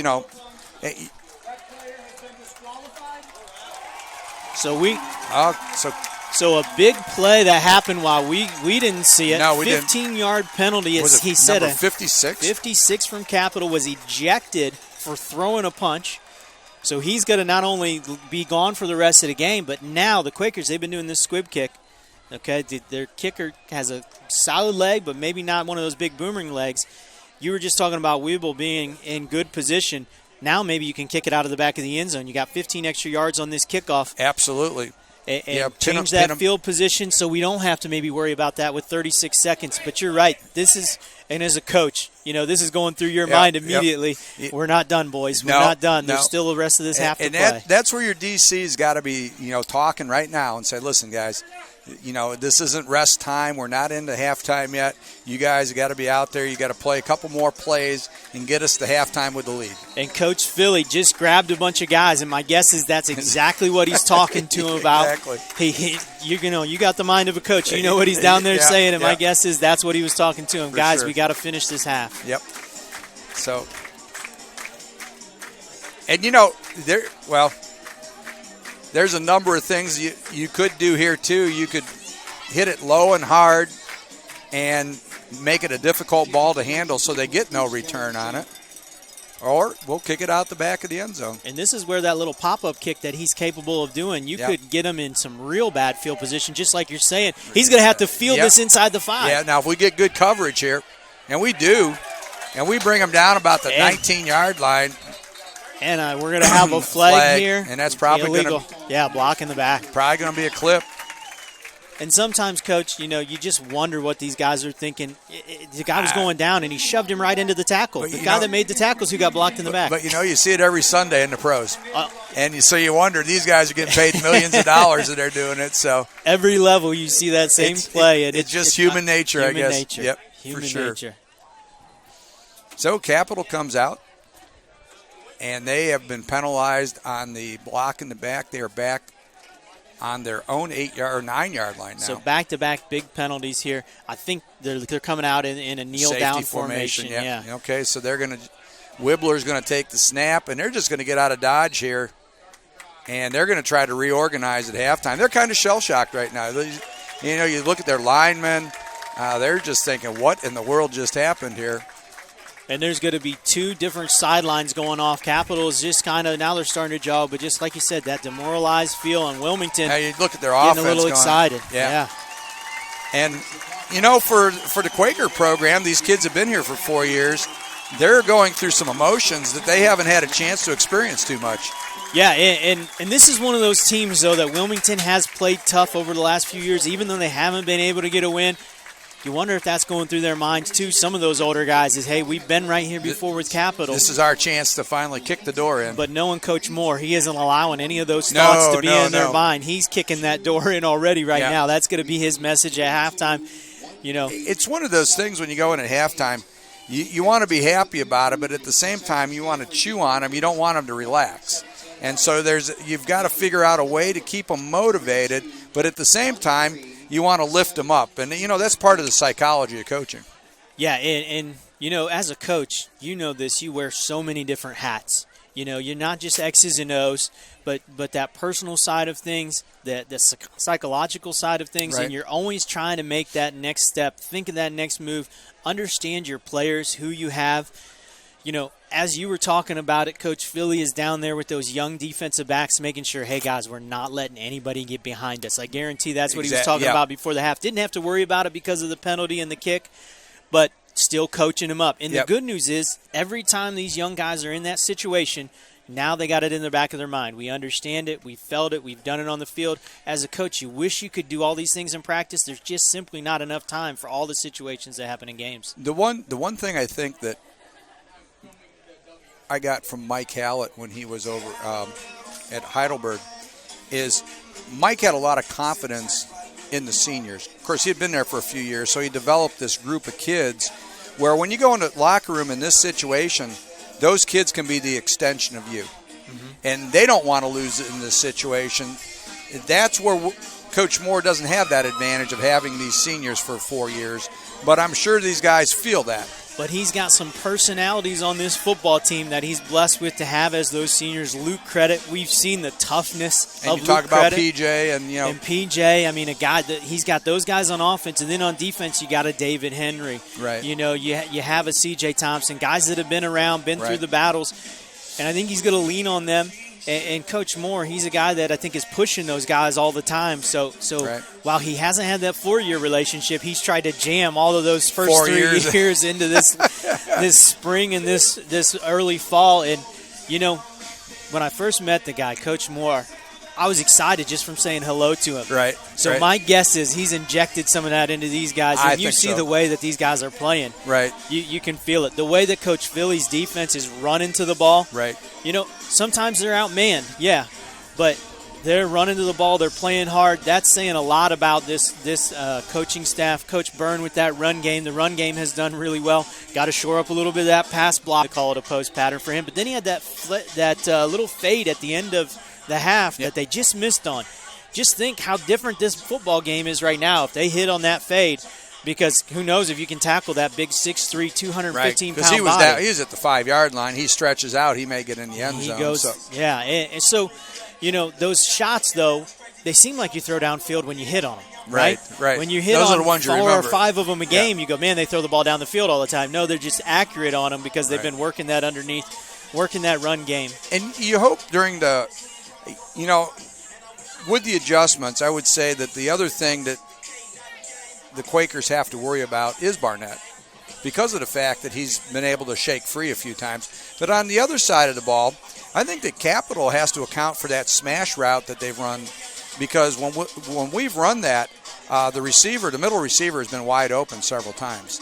And, we're clearing out the safety. We're running the bubble to occupy the corner, and they can't get anybody over there to cover that. So I would see us come back to that again. Now, Matt Credit has been running that little route where he's coming back to the outside a couple times. Wondering if he gets in maybe on an earlier down and he runs that route, a little pump fake, if the offensive line can give him time, A little hitch and go action. Those defensive backs got to start getting tired of, man, this guy keeps making that catch right in front of me, And that's where you got to not be greedy as a defensive back, and hopefully offensively you can catch him that way. Right. Well, and I think what will play into Wilmington's hand is as you get later into the game, if we maintain the lead, then the defensive backs are more willing to take a chance, and you set them up for that deep play at that point. So, hopefully we're going to see that here in a little bit. There we've got some stats here, and so at halftime, leading rusher. Well, let's run down the. Let's take a look at the team stats. First downs, Capital had 4, Wilmington had 10. Rushing yards, Capital had 10 carries for 12 yards.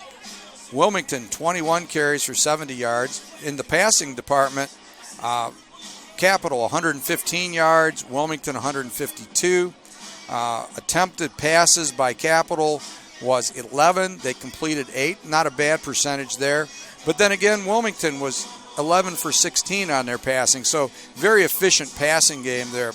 Total offense for Capital, 21 plays for 127 yards. If you're Wilmington, you have to be happy with those numbers right there. Absolutely. And jumping way down to the bottom of that stat sheet, when you start looking at those numbers, the big thing that jumps out to me is, man, how many more plays?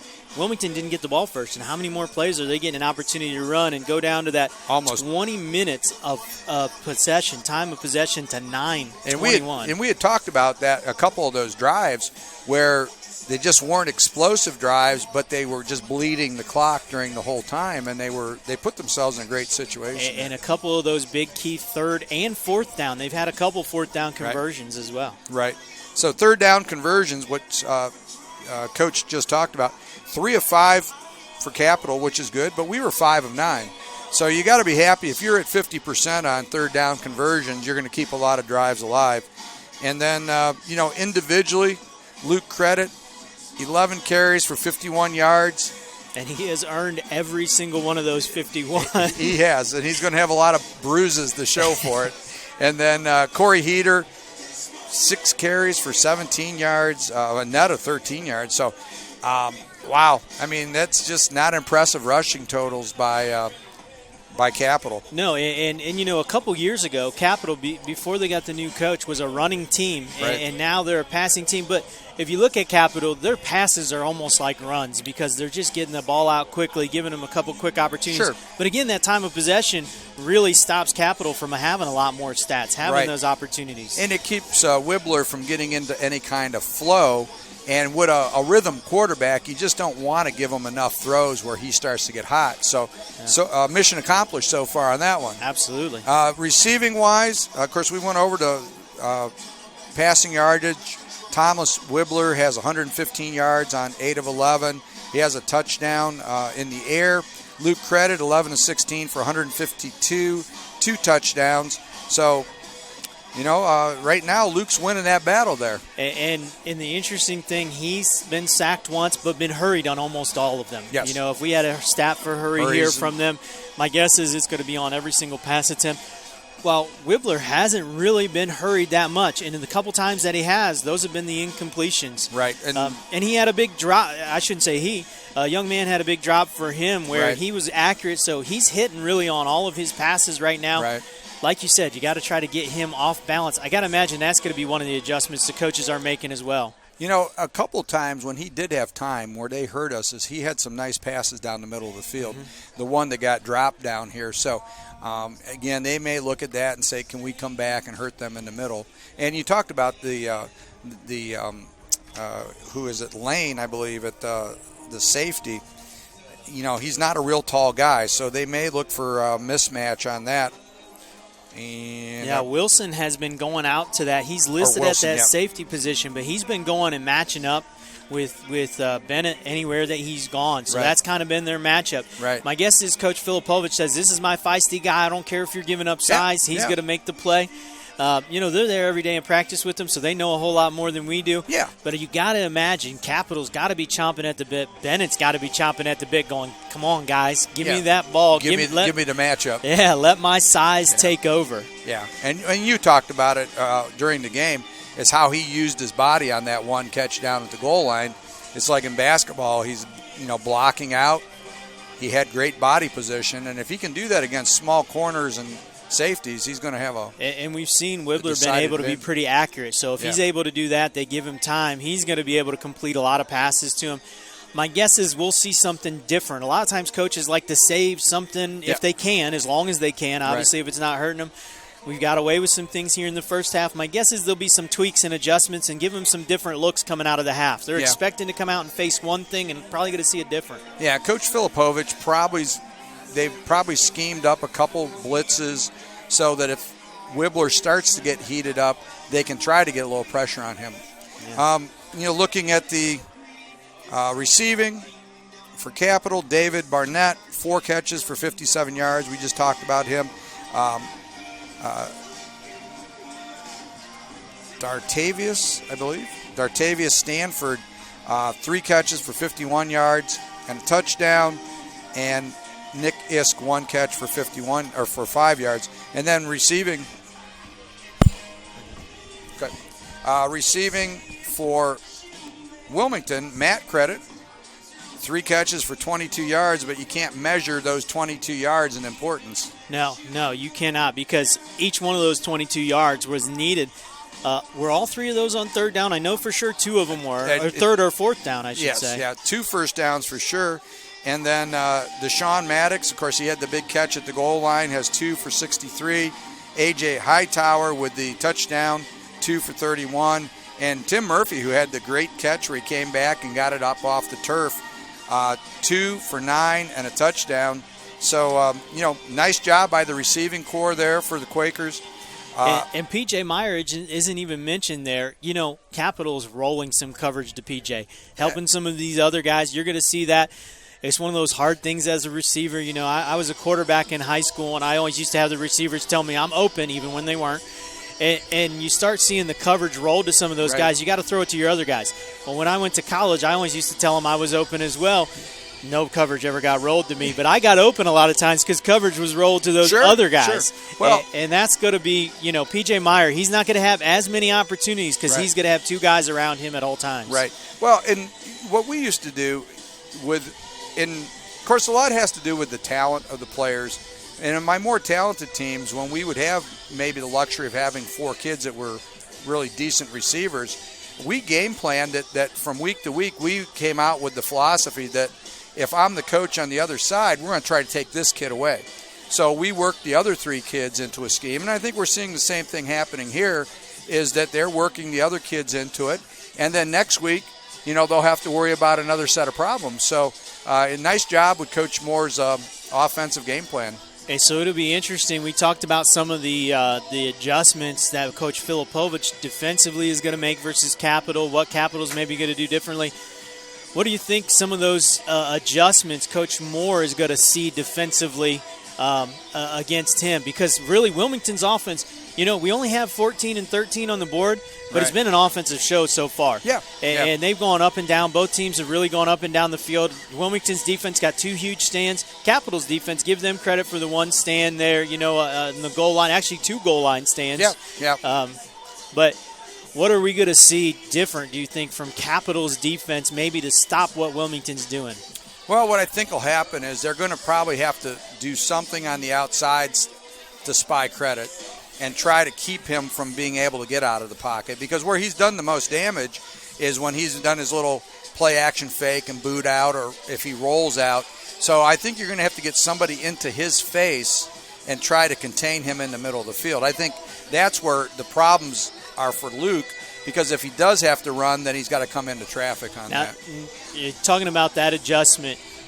You think about running quarterbacks, and now we're going to have to classify Luke as a running quarterback the way he has been running. They're getting penetration. We talked about Wilmington having to shore up that penetration that they're getting. Do you think that's also hurting Capital? They're getting so much upfield so quickly that now they're out of their lanes. They're not staying disciplined. And I think what we saw on that is some of our runs, which I don't know that they were designed delay runs, but the reason they worked is that the Capital defense got so deep we ran right by them. And I'm sure they'll talk about that, but at the same time, I think they're more worried about Luke And what do we have to do to disrupt Luke Credit as an offensive threat? Yeah, and I look for Wilmington. They're going to have to take another shot down the field here at some point. Coach Moore is going to set that up and be ready for it. Heck, he may come right out with it. Who knows? He may take his shot on play one, probably get to depend on field position. But I also look them now, if that line keeps rushing like they are, you've already said they've used some quarterback draws, some middle screens. We saw that in game one where they had a middle screen. They had kind of a double screen, fake screen on one side, throw back to the other side and set it up. They got some playmakers at the wide receiver position. Right. I look for maybe them to use Capital's aggressiveness against them, and see if they can get those guys coming up field, drop something off, maybe a draw. We haven't seen the draw to the running back. We've seen it to the quarterback. Right. Not necessarily to the running back yet. They've been busy, though, blocking on all of these pass drops. The running backs, they've got to step up, too, and make a few blocks. Yeah, I think so. And I think that was the thing. As I said, I alluded to interviewing Coach Moore during the OAC meetings. And he had said during the meeting to me that he said, we've just got to keep our quarterback upright. He said, I looked at film. He said, the reason our quarterbacks are getting hurt is because we can't keep them off their back. So we've got to figure out a way. He said, if it takes, if we've got to send just 2 guys out and keep 9 in to do that, we're going to have to do that to keep him out. And maybe that's what we're going to see. And if we get another touchdown lead, you might even see more of that double tight kind of philosophy where we're going to just try to keep things buckled up, cut your splits down, and keep him safe. And they've been able to run a little bit with success up the middle. Not huge chunks, but right. 2, 3, 4 yards. So, again, if you can get a lead and kind of separate yourself a little bit, obviously we know no lead is too safe. But if you can get an opportunity to keep killing the clock, if you can own that time of possession in the second half the way they did in the first half, more likely you're going to have good things happen to you. Luke reminds me, and I'm a big guy to compare players to professional players, and he reminds me a lot of Russell Wilson for the Seahawks with a lot of the things he does. Wilson runs a lot of the boots and the rollouts and things like that. And, thinking about what teams do to him is they try to get people in his face when he rolls out and that. So, I think we're going to have to adjust to that. But at the same time, if you're bringing somebody off the edges to do that, then there's got to be somebody open. Now, Coach, here's another question for you. I go back to my basketball side of my brain. I've been in the locker room before where they're knocking down shots, and you know that they're shooting better than what they really shoot, and you go into the locker room and talk about psychology, you're saying, guys, they cannot shoot that well. Luke has been Houdini in this first half, getting out of stuff. We've been right there. Capital's got to be thinking, we've been right there. Do you go in and say that? Guys, all we got to do is get him to the ground. We've been right there. I think you do, and I'll tell you why I think you do that is because of the fact that you don't want to show a chink in the armor. And so you want – Capital, as you've said, has had close games but had great success here. So I think the idea is you don't want to show the weakness that you feel that these guys are actually in the game. So as a coach, I think psychologically you want to keep them believing that they are better than maybe they really are. Right. And so we'll find out if that actually works. But, Wilmington comes out. They're all excited. They're in a full jog. And then we watch Capital kind of just saunter over the sideline. So I don't know that they're over. So this first possession can really be a turning point here for this second half. Just that emotion, that excitement.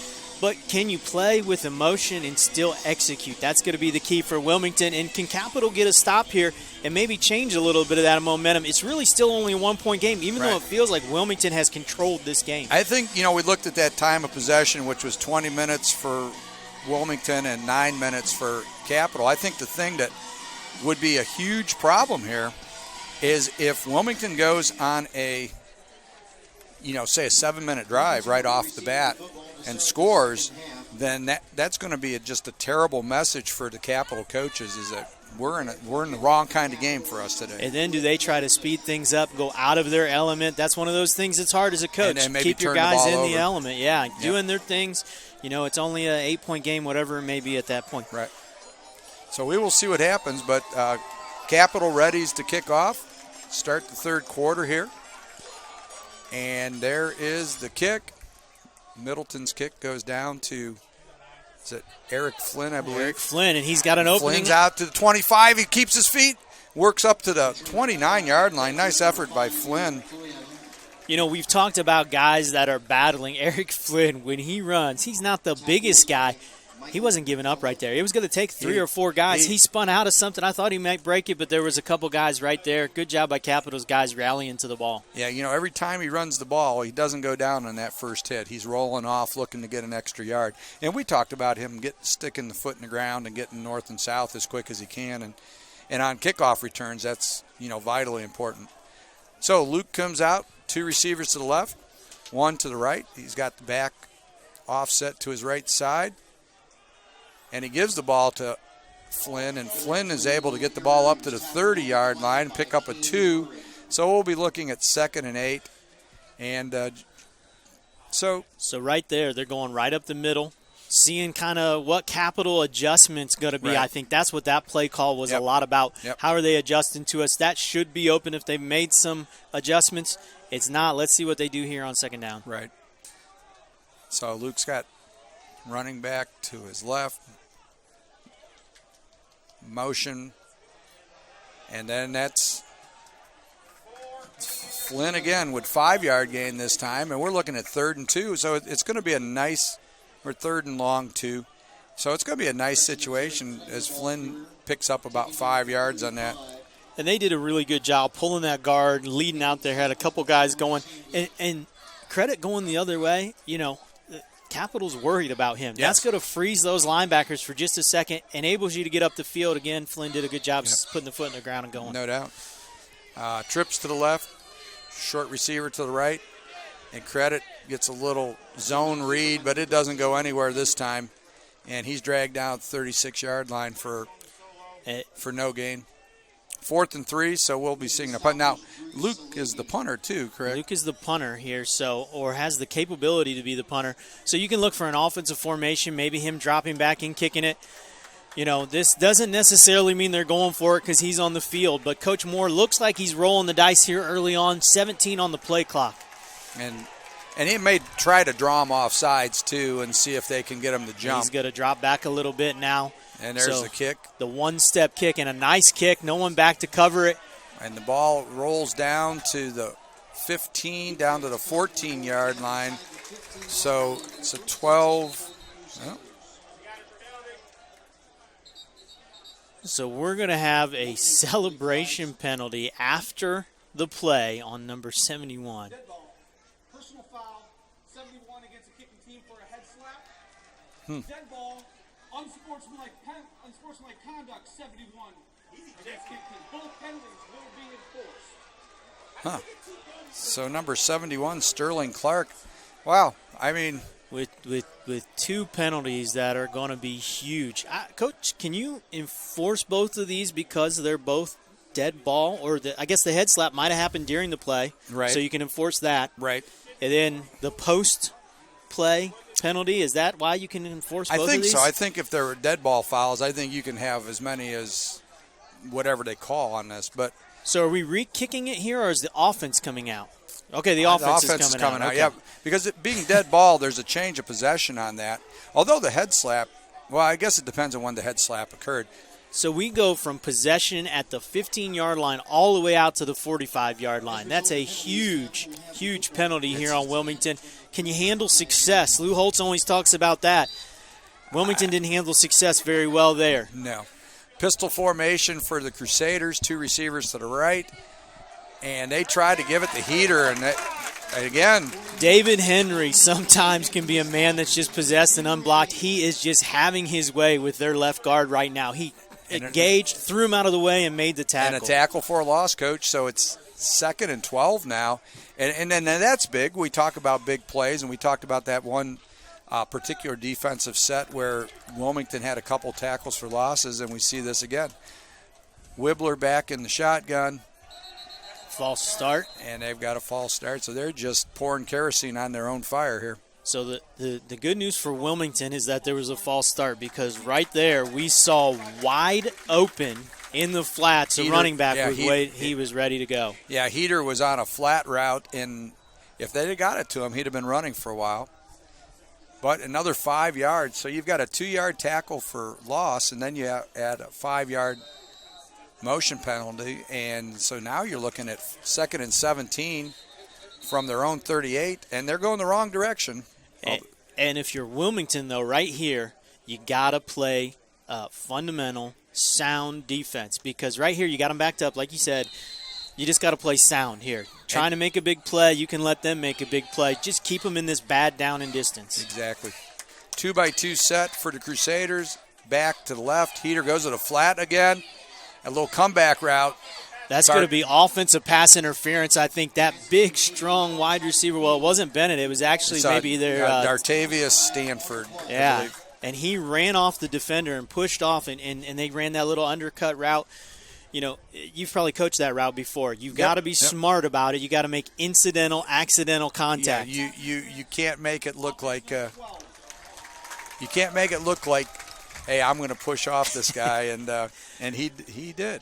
So how many plays have we had versus penalties in this half? We've had, 4 now penalties in this? Yeah, and second half, excuse me. And then in the first half, if we look at it, which was a pretty cleanly played half, so we had 3 penalties on Capital for 84 and only 1 on Wilmington, and this is already, I think we're already to 4 penalties here. And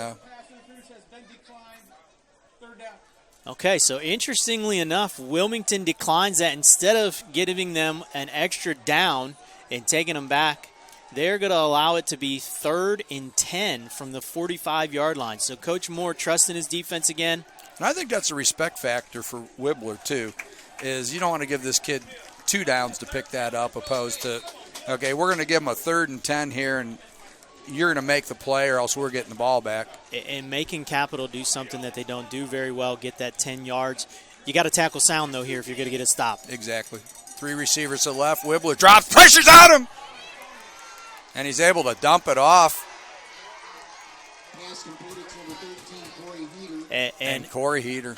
I tell you what, Wilmington's defense was dropping, and Capital made a nice little – they had a couple guys going up the field, and they dropped a guy underneath, and he could run. Slipped the running. Now, what we had seen is we'd seen the running back the last couple plays go to the flats. This time he stopped and popped over the middle and was able to get a big gain on this. Okay. Pistol formation for the Crusaders.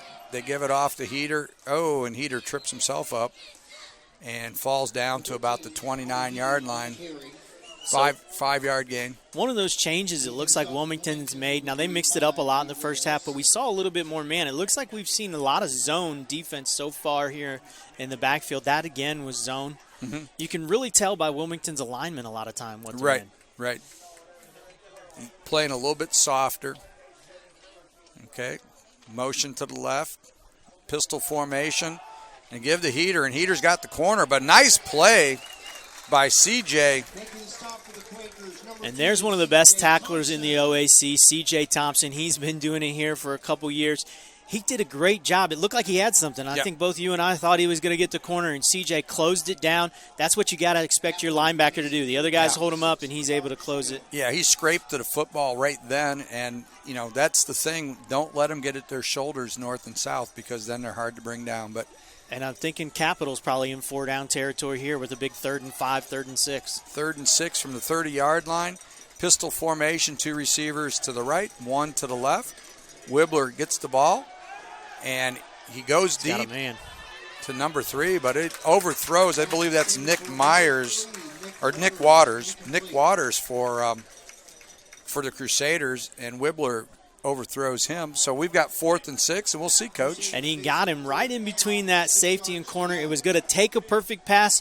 It's an incomplete pass, but he threw it where only his guy was going to catch it. It was really a nice ball, just a little bit too much on it there. But that's a smart, intelligent, well-coached quarterback putting the ball where only his guy's coming down with it. Exactly. So trips to the right, back to the left to Wibbler. Wibbler drops. He looks. Oh, and he almost, C.J. Thompson almost picks that baby off on a little crossing route. And so on downs, the Quakers get the ball. And, Coach, so far the defenses are winning the second half. So the first half we saw an offensive dominated. We've seen penalties and defense so far here in the second half. So hats off to the defensive coordinators for their adjustments. So they've seen a little bit. They've been able to come out and make those adjustments. CJ's mad that he dropped that one, but you know what? It's our ball. It's Wilmington's ball one way or the other. So big play, great job. Got a little pass pressure there as well. And we've seen a little more this half. So Coach Filipovich dialed something up there. Credit's got 2 receivers to the left. Gives the ball to Hinton, and Hinton powers. Nice run. That's one of our best surges all night, Coach. That's about a 6-yard gain. And fit right in there behind the left tackle and the left guard. And that's the first time they've been able to have real strong push right there, like you said. And a nice block by Luke Credit, the wide receiver, kind of coming in. Or, Matt Credit, his brother, coming in and getting a good block out there on the end. And since you gave a little love to those guys, that would be Chris Jersky and Lane Hacker who are wedging the ball up the field there. Pistol formation for Credit, motion, and confusion in the backfield. Wow, that's just not quite sure they knew what they wanted to do on that one. And we have a capital guy down. Let's hope he's going to get up, but he kind of went in an awkward position. Looked like maybe a foot stuck in the ground. But as he's down and being attended to by the Capital trainers, you go from 2nd and 3 or 4, you lose a few. A little confusion in that backfield. They ran a motion. The motion guy maybe didn't clear far enough. The running backs were kind of jumbled up and in each other's way.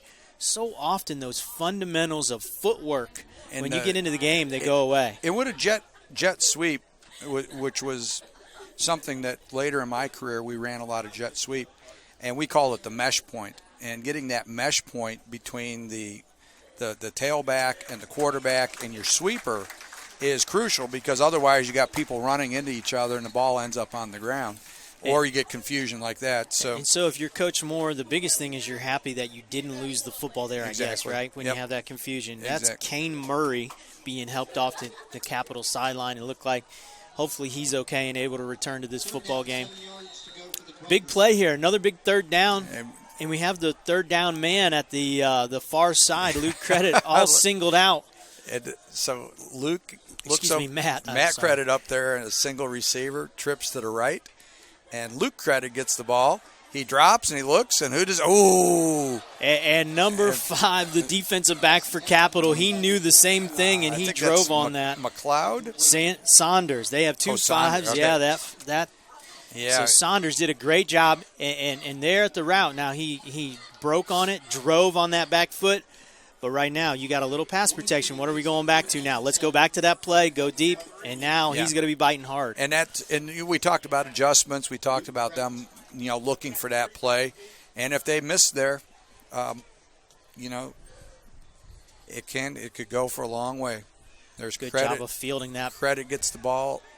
The kick's down to, looks like about the 35-yard line. Took a little nice bounce there. Yep, 35-yard line. Now, right there, that's not – Luke's not going to be happy with that punt, but I guarantee Coach Moore is happy with that punt, because that ball skipped back to him, did a good job of gathering it, being sure with it, and able to get it off. And a short punt out of bounds eliminates one bad thing that can happen, is there's no return on it. So absolutely. Not necessarily always bad there. And 35-yard line. So we haven't had a clean first 7.5 minutes. Not Let's at all. see which offense maybe gets it clicking again, which one makes that adjustment here first. Somebody's going to get it going here. 2 receivers to the right, 1 to the left. Wibbler gives it the heater on a little bit of a sweep play. And that's Capital's best run here, I think, of the night. I think so, too. 6-yard gain. And they went just straight formation. We're going to bring it all the way out to the right. We're going to get power on that side, and we're going to come at you. Wonder if that's maybe an adjustment they start making here. Let's see if they can beat us. Yep. Try to go a little outside zone. And let's see. We got 2 receivers to the left. Back to the left of Wibbler. Wibbler gives it again. The heater off to the right and picks up good yardage again. He's out to the 49-yard line. So here comes back to that discipline, Coach. You've seen the last 2 plays. They haven't blocked the defensive tackles. Right. And they're running to the outside. And those defensive tackles flying up the field. got to realize you're not being blocked and something's happening, right? Right. Well, and they're able to get the second level and seal off linebackers on that, which creates huge problems if your linebackers can't make plays. 2 backs and give the Heater again, and that's third straight run for Heater, and he picks up, looks like he picks up 6 more yards. And that's going to make it a 2nd and 4. Now is that Heater that went down? That's Heater, and as he went through the line, C.J. Thompson just got an arm on him and knocked him sideways, and just looked like he landed awkward. He kind of tried to break that tackle, landed awkward. Again, hopefully he's going to be okay and able to get back in this game. So, you never want to see anybody from either side go down. No. You want to win a football game. Not at the that expense way. of a kid, yeah. No, absolutely. And you hope that Corey Heater comes out, and he was just starting to heat up. So, he was. So 3 consecutive carries for Heater and about 5 or 6 yards of carries. So they found something to the defensive left side that they feel they can exploit on Wilmington's defense. And this is where Coach Filipovich is going to have to adjust to what's going on. You talked about the defensive tackles. Do we make a substitution? Do we put some different kids in there that aren't going to give us that kind of situation? And you got to probably be reminding them out here, guys, get to those heels of those offensive linemen. You realize now you're there. Let's break it down and let's make them work a little bit here. But you're not just trying to avoid these guys. You want to be knocking those offensive linemen off their routes as well. Right. And too often people don't understand with football that these defensive linemen, they're not supposed to be making a ton of tackles. The tackles they get are because they've stuffed stuff up so much that people are running into them. Yeah, and people that watch, you watch TV and they talk about space eaters. Well, that's what your tackles do, is they're eating up space. Harrison's one of my favorite backs, and we'll get to that here in a minute. Go ahead. And so we've got Wibbler in the shotgun, and he gives to Butler again, and Butler just... We got a hold right here about the 38-yard line. We needed that hold, Coach. We needed that hold because this Butler kid is starting to roll. He is starting to roll, and he got that corner because as the outside linebacker was trying to turn, the receiver just grabbed a hold of him, grabbed a bunch of jersey right in front of the official. Easy call. The impressive thing about Butler here is those feet keep on churning. Yeah, and Leroy Horde. You remember Leroy I Horde do. from the Browns? Now, Yep. hopefully he has Leroy Horde's problem, too, for Wilmington, and that's fumbling. Yes. for Leroy sure. Horde would always get those extra yards, but he was susceptible to a fumble here or there. Exactly. My Browns always breaking my heart. Yeah. Well, I always enjoyed when Horde fumbled against Michigan or against Ohio State, so that was always a good thing. Okay, so we've got Wibbler in the shotgun with back off to the right. He takes his drop, a little roll to the right, and he's able to get the ball out to number 3, who is Nick Waters. And Capital's doing some things. Wilmington hasn't been able to get a pass rush, but right there, that rollout keeps them from being able really to get to him. They have to just be solid and contain, and the receiver, he did a good job of working back to this quarterback. Yeah, and the thing with Wibbler is you don't expect them to roll, so it's not something you can really plan on, so that creates a problem for Wilmington. 3 to the left, 1 to the right, back offset to the right, motion to the right. Wibbler drops in middle action. screen, and it's to Butler again. That's Nice. a good, solid tackle. Nice stop there. That's number 33, Traquez Parks for Wilmington. There's one of those freshman DBs, and he learned his lesson. He came up and got the legs. He said, I want no part of that big, strong upper body. Huge third down here, Coach. Yes, it is. So 3rd and 2 from the Wilmington 32, and the Quakers have to stiffen up here. And it's a give to Butler again, and Butler I don't know, Coach. We're going to maybe have a measurement. It's going to be. He's going to call it a first down. He had to just get over to 30. Well, apparently just enough. So. And they went before Wilmington was set there. They hurried. They quick snapped him. They went before he was set. Wilmington needs to be a little more ready for that next time when they come in that short yardage situation. So here's a long drive for Capital. Yeah, they're eating clock, and Wilmington's defense is getting tired. Shotgun backs to the left and right, a Wibbler, and it's just a steady run here. Number 40, another new back, and he's able to get over to the 20-yard line down to about the 19. And we got guys on Wilmington's defense that are hurting. They're tired. These long drives really eat you up, and we got missed tackles then in that case. And right there, Steve Broussard did a good job of being there. Just couldn't bring him down. They got some big-bodied running backs here. Yeah. These big upper-bodied guys. You got to go at their feet and get them. Yeah, this is Nashawn Hargrave, 5, and Hargrave again with the ball. And at that time, Wilmington had it diagnosed, made them turn it inside. Now they're going to get their first down. We have a flag here at the end. It'll be interesting what this is going to be. But right there, the defensive tackle did a fantastic job of pushing the guy back and being able to kind of stop them. And that could have been, possibly could have been a hold. We're going to have a personal foul again here at the end of the play. 98 against the defense, unnecessary roughness. Half the distance to the goal. Well, not what we needed to happen right there, Coach. So, these short yardage situations, Capital's kind of starting to beat up on you now. They're getting frustrated. Got to keep their head. Yep. Got to keep their head.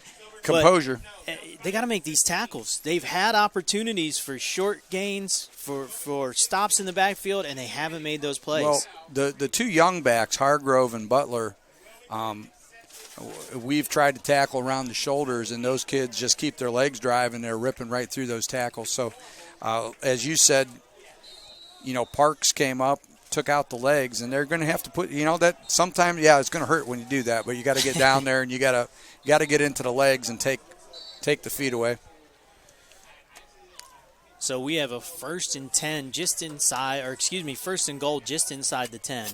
And we've got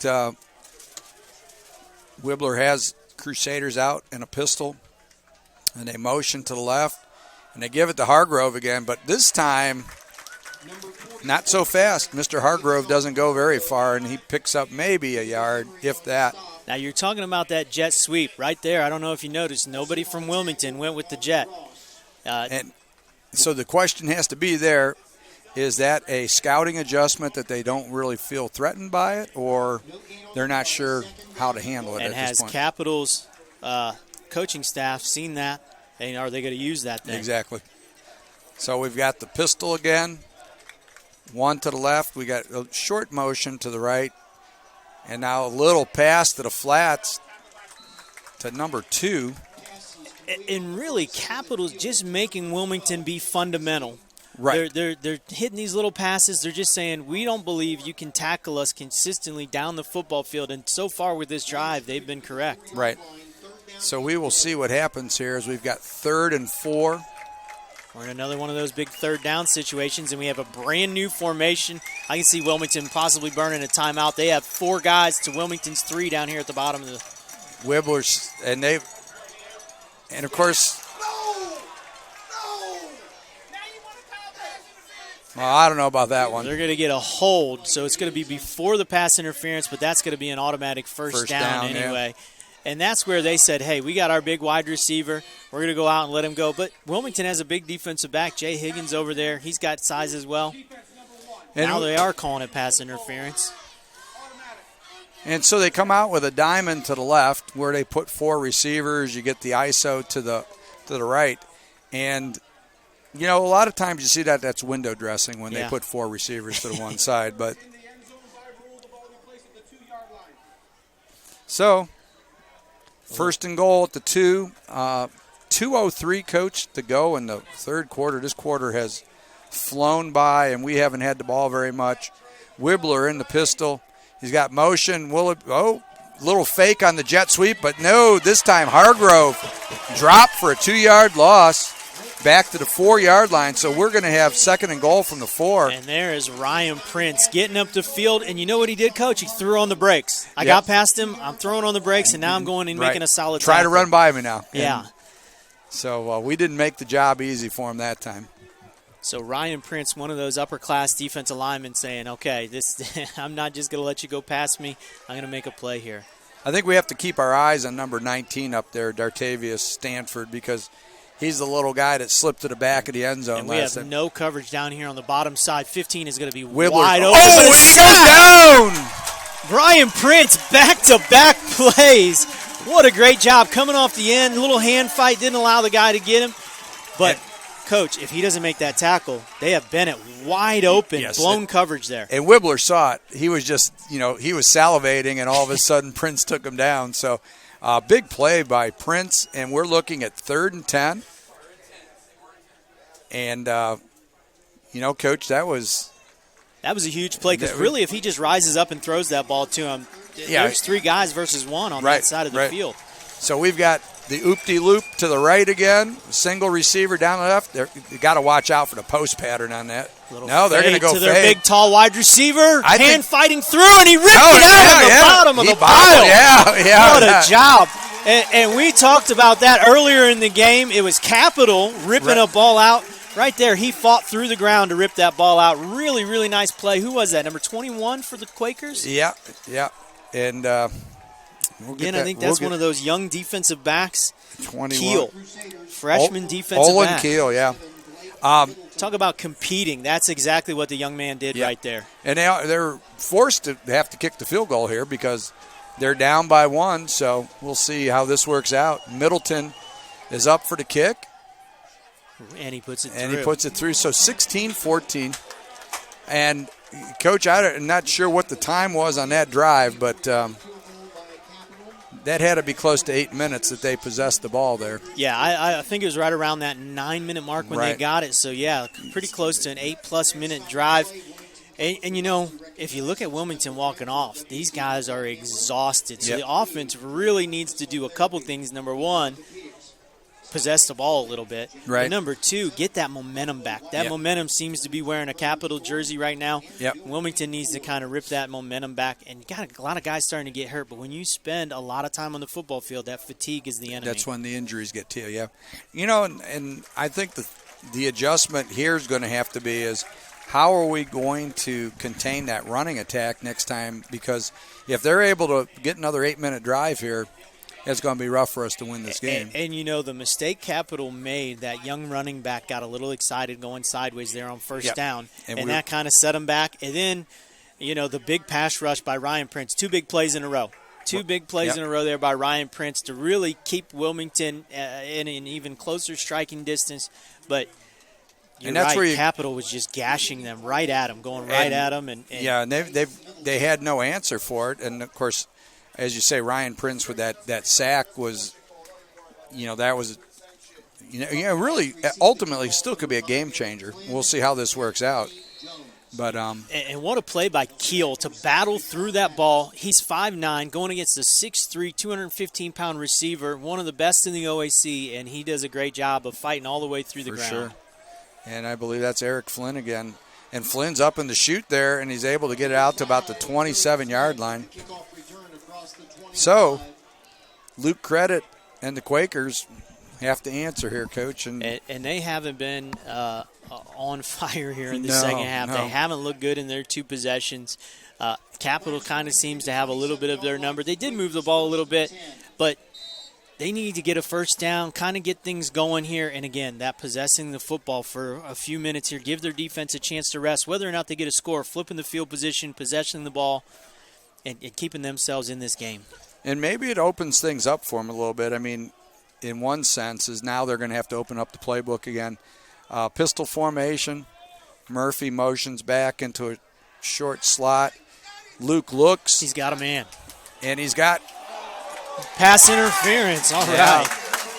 P.J. Meyer, he did a great job of getting that pass interference. I think when he realized he's not getting to that ball, he threw the brakes on just enough so the guy would run into his back. Yeah. P.J.'s unfortunately looks like he's cramping up, grabbing for that toe. Yeah. The last time at the end of the field goal, by the way, Brian Gonzalez was the man down. Looked like he hopped off. He's a tough kid. I think he'll be back. He's standing behind the defense. But good that Brian got back up and walked off the football field. For sure. So we'll see what happens there. And this, I guess Wilmington's probably saying, boy, this is nice to get a little bit of a break right here, so at least for the defense.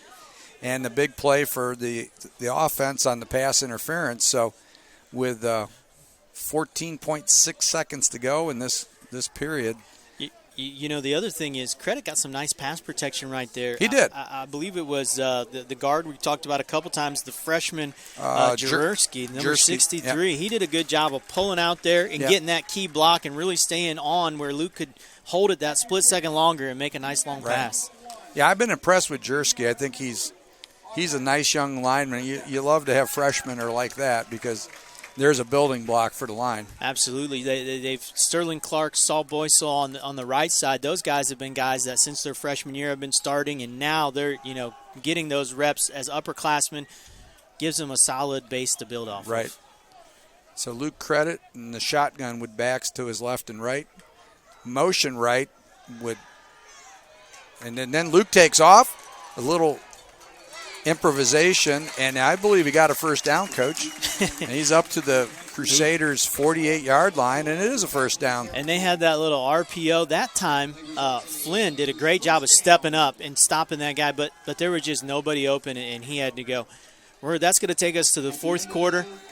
It's going to be an interesting football game here, Coach, the rest of the way, because really it seems like almost a war of attrition on the defensive side for Wilmington and Capital both. Yeah. They are both dead tired right now, and that's for Capital. I'd be a little bit more worried because they had a long rest. Right, and here's the other question: is how big was that missed field goal in the first half? But then also, how big was that defensive stand just now holding Capital when they have first and goal at the 2?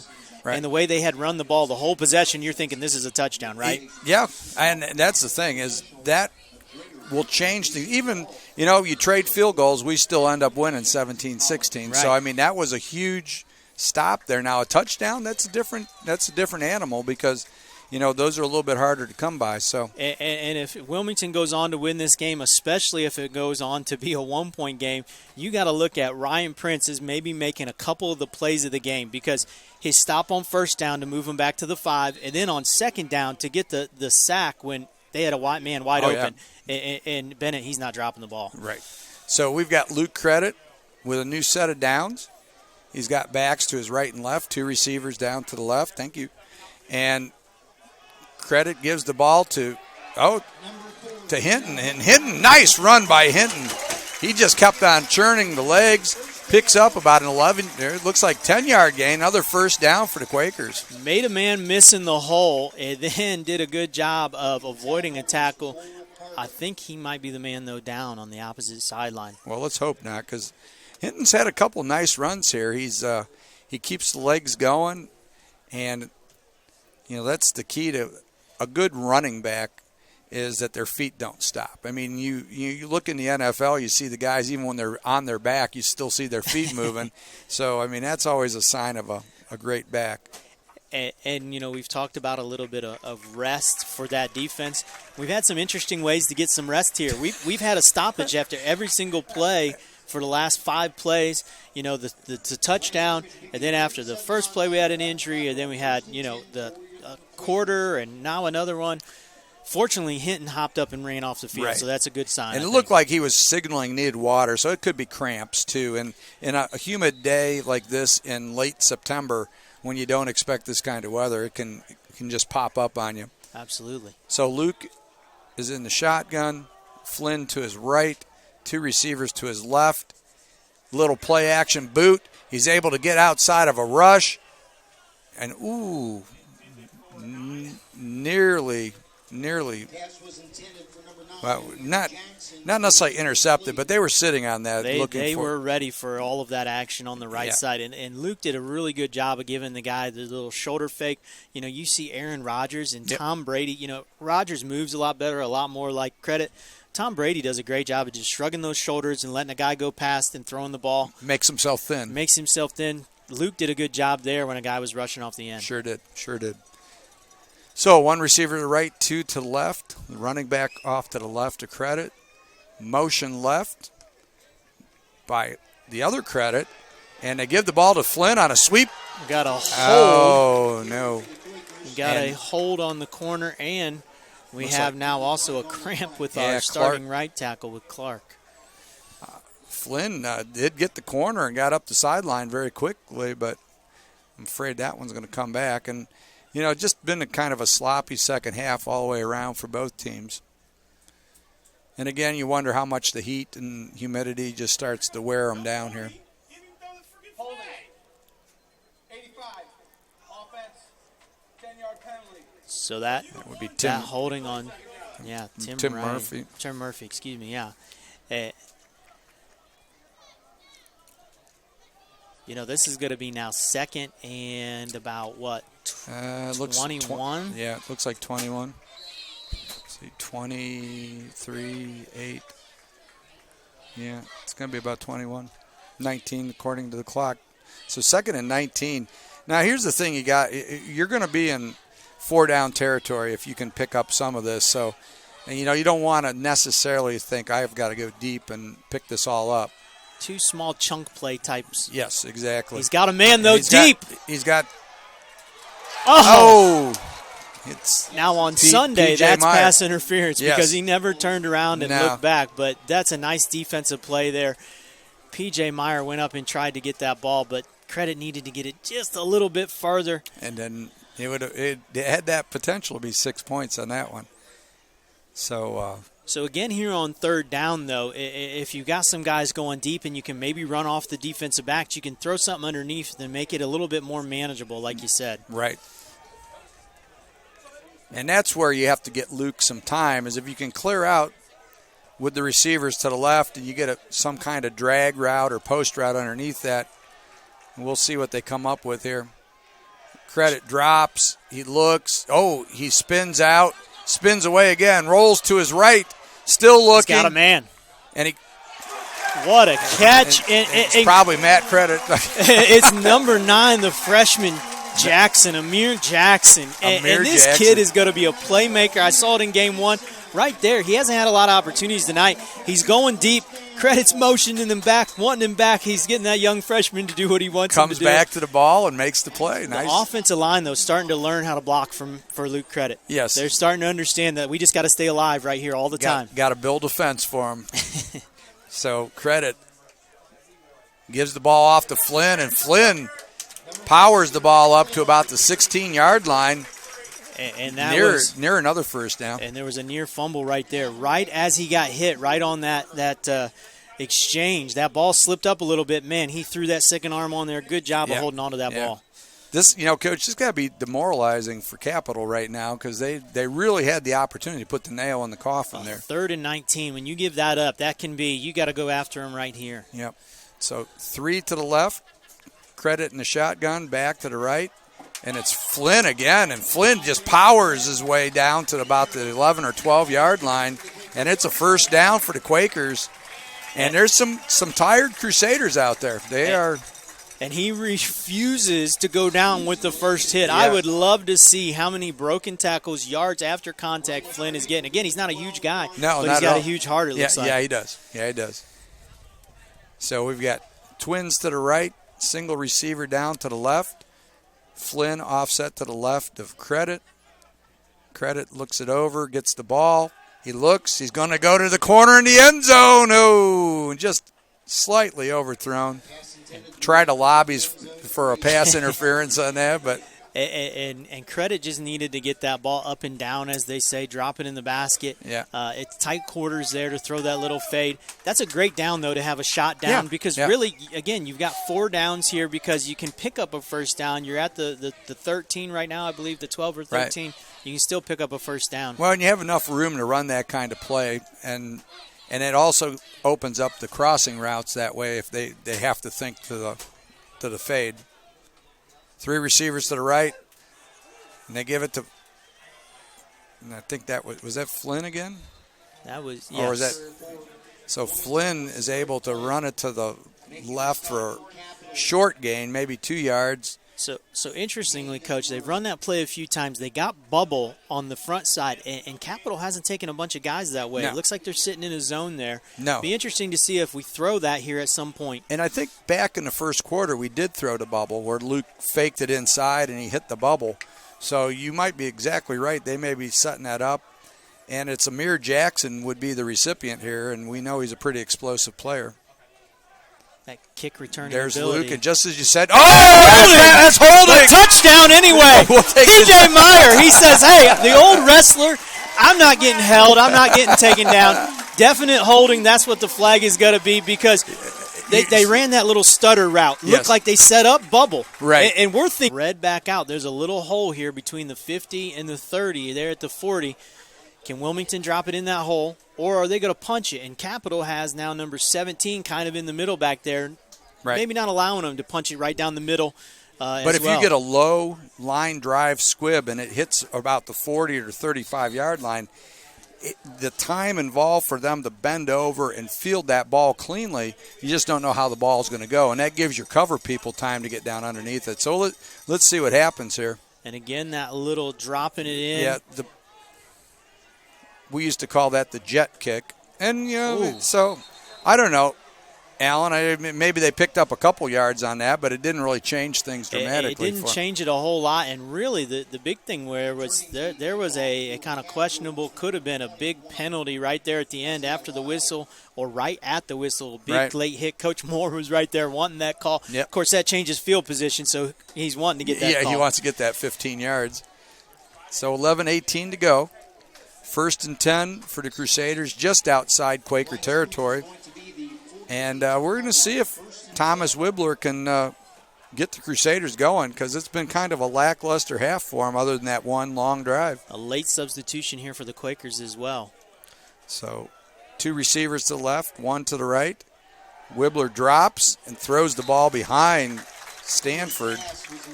And a little, Prince was a little bit in his face on that one. And we have a penalty here up top again. It's going to be interesting to see who. This is going to be another personal foul. Just to be interesting who the personal foul's on. Barnett, Wilmington. if you look by the way Barnett's walking around, he kind of got his head down. You wonder if. No, I guess not. Okay. So that's huge penalties here in this second half by both teams. Ryan Prince, great pressure like you were saying. And now we have the hands to the face on a guy, but that's a guy you got to be physical with. And you know how it is. You're out there being physical, and sometimes that hand slips up. And it happens. And, now officials with all the precautionary rules in football, they're going to be a lot quicker to call that. Absolutely. When I played, the hand goes up there for a second, they're going to let it go. The hand goes up there for a second now with all that emphasis, like you said, they're going to be quick on that. Yep. So we got 2 to the left, back, set to the left. And that is Hargrove again. So, I wonder what happened to Butler. Butler came in and got them going before, and then we haven't seen him unless he picked up a little injury somewhere along the line. He might have picked up a nick because, like you said, he was really running through guys. Looked like he had those legs churning. Looked like he was a fresh back. But I don't even see him standing over there by the coaches. I'm trying to pick him out on that sideline. Yeah, he can't really do it right now. So, Wibbler's back in the gun, backs to left and right, and they might just play action, looks to the middle. Got a man and just overthrew him. Had a little seam route and just couldn't complete it. And Wilmington had Paris Weathersby back there, and he was on the outside receiver. If he sees that a split second sooner, maybe he's able to intercept that because that ball just sailed on him. Ryan Prince's pressure, though, from the outside has the quarterback his feet a little antsy. Yeah, Wibbler is definitely aware of Prince's presence now. And so for the rest of the game, if Prince can take advantage of this, he's going to be able to get into his head. And they give the ball to Hargrove. Hargrove cuts it back into the middle. He's up to almost the 20-yard line. And it appears it'll be enough for a first down. And right now it looks like they're just gashing Wilmington on, again, that left defensive side. And they found something over there. Again, Prince is being pretty aggressive there. He was up the field again. But they found something over on that side. David Henry's now shifted over to that side. We'll see what's going on here if they're going to run that same exact play again. Wibbler in the gun. Gives the ball to Hargrove again. Hargrove bounces to the left. Sticks the foot in the ground, and he's going to pick up about 4 yards, Coach. So, and right now it is again a war of attrition. You can consistently see Wilmington guys just barely jogging off. And we thought maybe with that long offensive drive that would be enough to rejuvenate them, but they're still looking like they're they're pretty tired right now. So right here's that money zone. Can they buck up here and get a stop inside the 20? So trips to the right, and there's the Jet. Waters on the jet sweep to the left and picks up a couple yards. So they stretched that out enough that Waters helped us out. And when he turned it up, he had nowhere to go. And Narcisse Murthy, the defensive end out there, we talked about discipline and doing your job. He didn't make the tackle, but he stretched it, as you were just talking about, and he just kept stretching it and allowed his guys to come make the play. Exactly. So we've got two receivers to the right, one to the left. Pistol formation for the Crusaders. Wibbler gives it off to Hargrove. Hargrove bounces to the left. He's to the 5. 1 touchdown. Wow, they made that look pretty easy this time. And this kid has fantastic feet. Did you see that little hop in the hole? Little jump cut, and he was gone on that. And there was really no resistance there at the end. And so this is going to be interesting. This is a huge extra point in the game. Yep. And on top of it now, Capital's tired defense gets to come out and go against Wilmington's offense. And you know what happens is all these drives have been pretty long, Coach, so no one's moved down the field real quickly. So if Wilmington can take advantage of this, they could seal the deal for the night. And we've got the upcoming snap, and there's the kick. And it's true. And yes, so it's good. So 23-22 with 8 minutes and 50 seconds to go in the fourth quarter. The Capital Crusaders have taken a slight lead over the Wilmington. And this has the feel of one of those games that whoever gets it last is going to win. Yeah, and so can Wilmington take this ball for 8 minutes and 50 seconds and eat up enough time that it puts all the pressure back over on Capital? And how hard is that balance as a coach right now where you're saying, okay, I've got to take this ball down the field and score. We know we need a score. The way our defense is playing, we got to put it in the end zone. Right. But I sure want to take a lot of time off the clock while doing it. It's hard to make play calls with that kind of thinking in the back of your head, but it's got to be a little bit. Yeah, and I think the thing that you've got to get away from, as much as you want to run time off the clock, I think you have to approach it as if we've got to score and there's 2 minutes to go in the game. And you get down there and you score because you just don't know in the course of how this is going to go whether you're going to be able to smoothly control the clock for 8 minutes like that. Right. So I think you go back in the regular offense, you attack it, and you go down and get on the board. And if there's 4 minutes left, then you got to go to your defense and say, you know what, guys? And we've got up to the 20, 25. It's Flynn again. Flynn's been a workhorse on the kickoff returns. He's up to about the 25-yard line. And again, a strategy thing that hopefully Wilmington has the opportunity to think about is at the end of this drive, let's say they're able to get a touchdown. Now do you go for 2 and make it a 7-point game? And I think you probably have to, the way that your defense is played. I agree with you. And that was another thing I was going to say is if you do score, you're back into the chess game on the 2-point conversion. And I'm looking for a little bubble here at some point with Wilmington. They've been running some things. Maybe get one of these backs motioned out and into that bubble situation. They've got some explosive guys. Right. See if we don't hit one of these at some point in this drive. And we've seen this repeatedly here. Oh yeah. And that's Amir Jackson, exciting young player who picks up 8 yards on a little slant, and we've got another Crusader down. It looks like it might be a shoulder.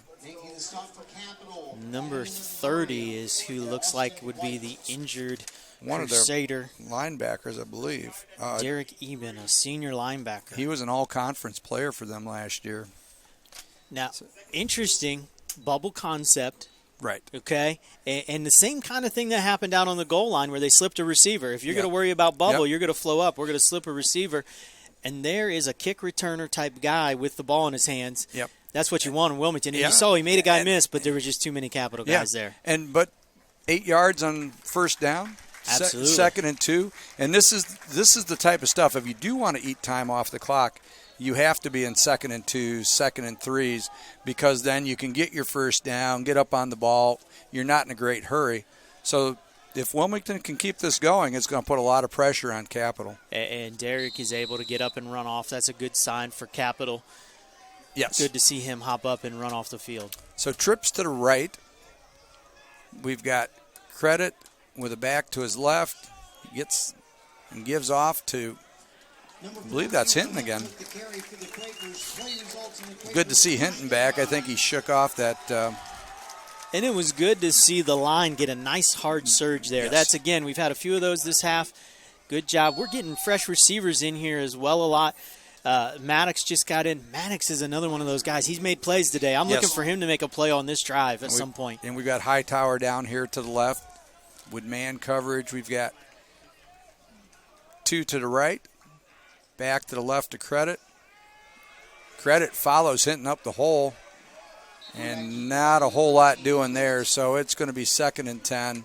And Luke wanted to hold that ball, to pull that ball, and the guy was crashing down, but the guy did a good job. Their defensive end on Capitol did a good job of throwing the brakes on, just like we said the Quakers needed to do. Right. And then he had nowhere to go but shove it up in behind his running back. Right. If a defensive end, they should be instructing defensive ends to ride the tackle down and sit there and then look for the zone read, and that's what happened on that play. Okay. So we're getting a little bit of a look offense here. And got about 5 on the play clock here. And so Luke gets the ball. Wow. Gets it off just in time. He rolls to his right. He steps up and almost just short of the line of scrimmage. So he was rolling to the right, just kind of got pressured there. All of his receivers were to the left, and one of those guys needed to make an adjustment and break across the field. He had no one to throw to. Did a good job of pulling it down and getting what he could get. Another Crusader on the ground. Again, these defenses are gassed. They've spent the whole game on the football field. I guess it was too much offense in the first half for them. They got run into the turf. So 6:45 to go. 23-22 in favor of Capitol, and we got to just, again, I guess we'll be looking for Matt credit here for for the first down, as he's pulled those out most of the first half for us. We've got some tackle football going on here in the booth as well. Alan's trying to stretch out here on the table. Almost ended out the window. Yes. So we got a little trips formation to the left. Running back slightly behind Credit. A little play action boot. Got a man. Got Jackson down the middle. He's got Jackson, and Jackson hangs on to it, taking it down to the 35-yard line of the Crusaders. And another first down on the third down conversions have definitely been in it feels Wilmington. Like we've said that all game, hasn't it, Coach? Yes. Big third down. Yes, and you got to give Coach Moore a lot of credit for coaching his kids up on third down situations, and they've been able to respond quite frequently tonight. And how hard is it for Credit? He's been running the ball a lot. He's been getting pass rush. There, they had a good pass rush as well, but he kept his eyes down the field as moving. I thought he was going to have to run with that. Composure, Coach. Credit gives the ball to Hinton, and Hinton picks up about 3 or 4 yards, so we're going to be 2nd and 6. And you mentioned earlier Russell Wilson. One way they start trying to stop Russell Wilson is every time he runs that option play there, they try to put a hit on him. That time, the defensive end decided, I'm not getting that running back. I'm going to hit Credit. And he took a little shot, just enough. Credit's maybe getting to play off there by being able to hand it off, and he didn't get a play off. No, he doesn't. and you're right. That's how they get into the quarterback's head. You're not going to get a free play. And so Credit in the gun. Dumped off the little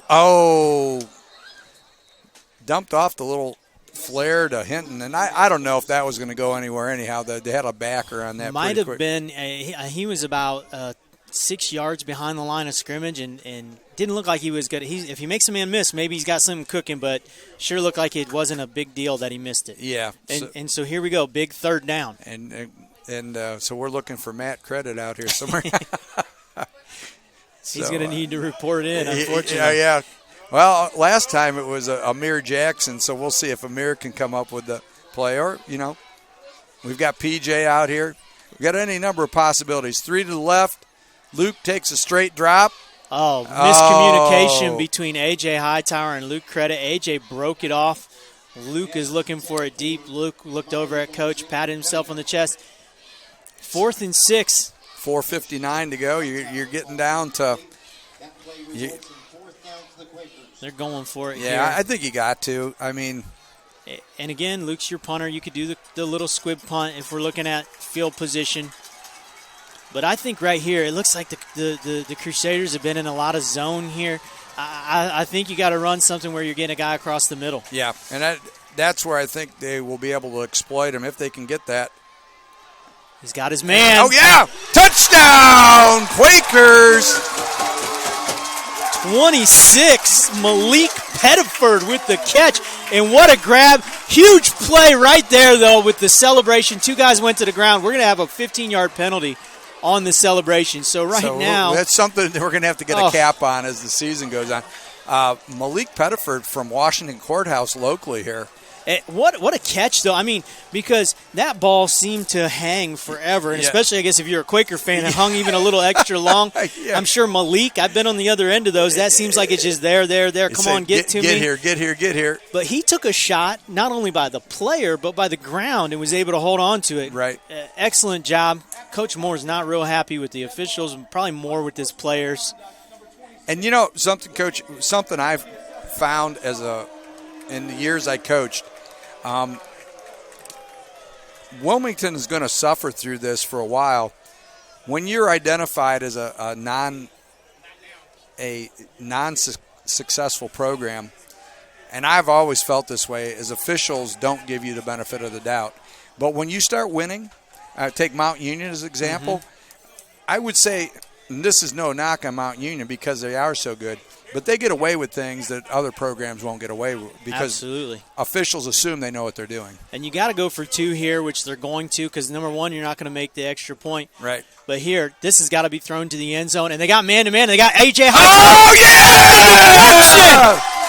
Capital deflects the ball, bounces it up, the tip drill, and it worked for the offense. A.J. Hightower, great concentration.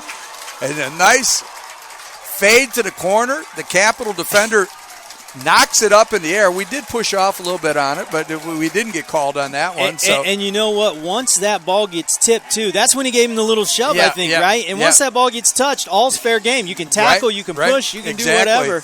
And he went up and got the ball, so we now have a 30-23 game with 4:52 to go in the fourth quarter.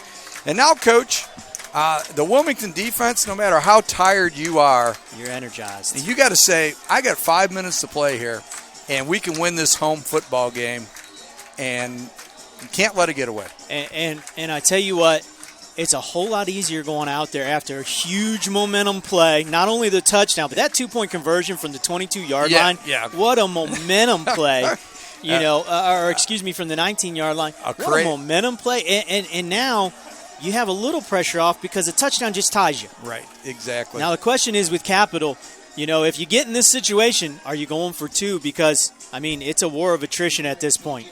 There may not be enough guys to play in overtime on either side. Well, and the thing is, they know that if Wilmington can get in field goal range, they're going to lose anyhow. So, you might as well go for the two and take the lead. 4:52 left in this one as Sham kicks it off. Be interesting on what type of kick we see here with Sham. So Sham will probably, he goes to the corner over here again on a little pooch kick, and the Quakers are right down on the football and able to take them down quickly at the 43-yard line. So a short field again. The only bad thing about that is you just give up that field position. And my guess is some of it may have to do with, does he have the leg to kick it deep? Some of it may have to do with, do we have the guys to cover it, to cover this? Yeah. Do we want to give that opportunity down the field and give them a chance? Yes, you're giving up some field position, but you're not giving up a touchdown. Yeah. And sometimes you pick your battles, and when Coach Moore a couple years from now has more guys that he's brought in, he's maybe going to probably be able to do a few different things. Yep. Okay, pistol formation with two receivers to the left, one to the right. They give the ball off to number 31, and he is off to the races for a huge gain of about 15 yards down to the Quakers' 43-yard line. They are changing running backs. They're Antoine Shipp is a defensive back, is the 31 that we have, or a kicker. And I think they've just detected that the defense is so tired, they just want to bring fresh bodies over there. You're running to the left. You're running to the left and go. And it looks like Shipp again Now this time they were up to the task, and they hold them to about a 1-yard gain, so it's going to be 2nd and 9 at about the 42-yard line. And, you know, we've been talking about that defensive line. The last time they did their job, and he got around the end because the linebackers weren't able to get there. Here, they got to do their job. Everybody just do your job. Don't try to make the winning play. Make the right play. And it's a tempo thing right now for the Crusaders. Oh. Free play. He's going to go deep. No. You got two guys with a good look at it right there, and they are going to give him. I will say it did look out of bounds, but the ball at the 16-yard line. Yeah. So the free play results in a fade, which puts the ball on the 16, and it's going to be. And again, if you're Capital, now you're in what we were talking about with Brian Moore. Yes. You got it at the 16. You kind of been able to do what you want here in the second half. Right. Do I run a few plays where I'm handing the ball off? I've been getting big yardage anyway, or do I try to go for it right now? You need that 7 no matter what. So and I agree with you. So this is going to be the problem for him. Wibbler's back to the right, 2 receivers spread right, runs the sweep off to the left, and Wilmington is up to the task as they stop him for about should be looks like a yard loss, half-yard loss, and we have a Wilmington guy down. And again, a lot of these guys going down, it looks like we got cramps. And this week has been unseasonably hot. It feels like we're in August at the end of September. After having a great fall of cool temperatures, and then this last part of September has been pretty warm. So that looks like, is that number 21? It looks like from here it might be number 21. And Olin that's Keel. The freshman, Olin Keel. Big play in the first half or earlier in this half. I can't even remember when he broke that play up. Yeah, Barnett, when they threw that fade and he was able to pull the arm down and break up the pass. So, it's just a war of attrition now. And so, I think that, they're going to run the ball. And it just depends on how much Wilmington is up to the task. If they're up and they can bring them down, then maybe they'll decide to throw the ball again. But they've had great success running the football right now, so I don't know that we're going to see it in the air. However, and maybe look for that, play action stuff. Like you said, they've had a lot of success. Wilmington is selling out now to stop that run because they have to. Yes. And so now that's the time where you get beat with something a little over the top. Yep. Just like we saw happen to Capital on the other end. They thought they knew the play. And anytime you got a defense guessing and doing, thinking we've got to stop something, you feel pretty good as an offensive coordinator, yes, right? For sure. And now we've got the pistol formation with trips to the right.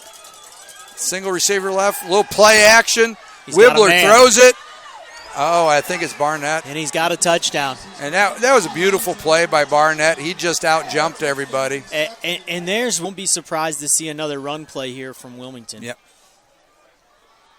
Oh, and Hinton weaves his way down to about the 19-yard line to pick up a 3. And so we're at 2nd and 7 with 1:34 to go. And, Capital's got to be getting a little bit worried now. Do they, at this point, I think what he does with his timeouts is going to tell us what his philosophy is that they're either going to go to overtime on this thing or Wilmington wins the game. Or they turn the ball over somewhere. And I think after this play right here, maybe you kind of have an idea of what he wants to do. But I think you're right. I think he's going to hold those timeouts. And see if they can force a field goal. They're not going to have a whole lot of time left, Coach. And there's the ball to Hinton again, and Hinton powers down to about the 16-yard line. So and there's the first timeout for Capital. They're going to be looking about 3rd and 4 here, which is not, we've been good on 3rd down, so 3rd and 4 is no big necessary task for the offense. 54.6 seconds to go in the game. We're tied at 30. And Wilmington is moving into a scoring situation here. They're inside the 20 down to the 16-yard line. And, Alan, right now the cards, I think Wilmington holds all the cards in the game right now. Yeah, and I can't imagine them putting this ball in the air. Number one, they've been moving it. Now they are coming out of a little break where Capital's had a chance to regroup. But I can't imagine them putting this football in the air. I think I see is them – go ahead. I was just going to say the only thing I would see is put credit out on the perimeter with a run pass option. You tell them, I strongly recommend that you hang on to the football on that and put that kind of pressure, because obviously Luke can.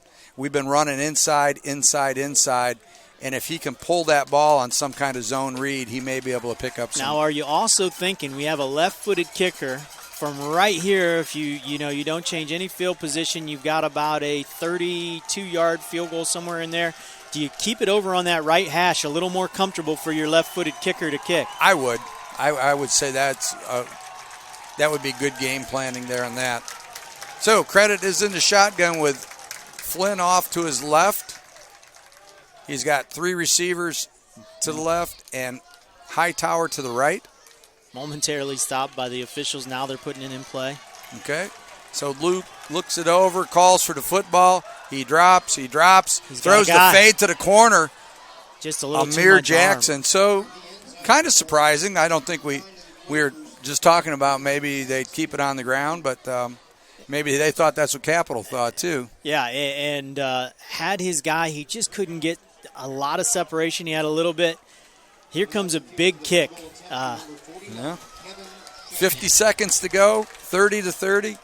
This ball is going to be spotted at about a 32, 33-yard kick, it looks like. 32-yard kick. So Kevin Shamp, this will be one of the biggest kicks of his life. There's the kick. Missed it. Pulled it again. So he went right for the second time tonight. Yep. And now here, if you're Capital, you got 2 timeouts. You got 45 seconds. No, excuse me. Did they use a timeout in there? No, it was an incomplete pass. Yeah. So 2 timeouts. Yep. And now there's where not running the ball. You look at it, you go, we stopped it for them. Now they have 2 timeouts. They got to get in field goal range as they're thinking right here. Exactly. And with a tired Wilmington defense, but you're backed up at the 20-yard line. And how aggressive they're going to be, we're about to see. Well, and so I guess the other thing comes down to is if we get into a scoring battle, I think whatever happens on this play may dictate what they're going to do after this. They may just choose to go to overtime. Wibbler drops, steps up in the pocket. Oh, and he just throws a ground ball to Dartavius Stanford, and he had a man there as well. Yep. And if he sets his feet, he had time. If he sets his feet as he stepped up in the pocket, he's got a man, and we may be looking at a guy that's still running. Yep. So 30-30, 40.9 seconds to go, 2nd and 10 from the 20-yard line. And we have a deep safety 20 yards off the line. I think he's going to be giving ground. Yeah, even. he's not going. No, and they run to number 31. And that's really you a don't good want to play give him. call. Yeah, it is. It's a great. You know that we're playing the pass right there, and you say, okay, well, they're going to give us this. That's as good as a pass. That's as good as a quick out. And 35 seconds on the clock. And I think you see that a lot in football when you go into pass prevent. Somebody will bust a run for long yardage because you have no commitment to the line of scrimmage at that point. And it's really hard on these defensive linemen. We only have 3 of them right now, but they're walking around. They're in the what they used to call the UFO defense there in New England. And he's got a man over Wibbler. the middle, and he might break a tackle. Oh, and that's Nick Waters. Nick Waters down to the 30. 27 seconds left in the game. They stop the clock. Here's the question: do you call your timeout, or do you go quickly? I think they're going to go quick. Yeah, I think so too. So they're down to the 36-yard line of Wilmington, and they got to get something going here, Coach. You got to get a little pressure on them. There we go. They're getting a little pressure on Wibbler, and he just tosses the ball up for grabs. So with 15.9 seconds to go, boy, that was a wasted play there for them. And the good news for the Quakers is he used a lot of time on that rollout. Yep.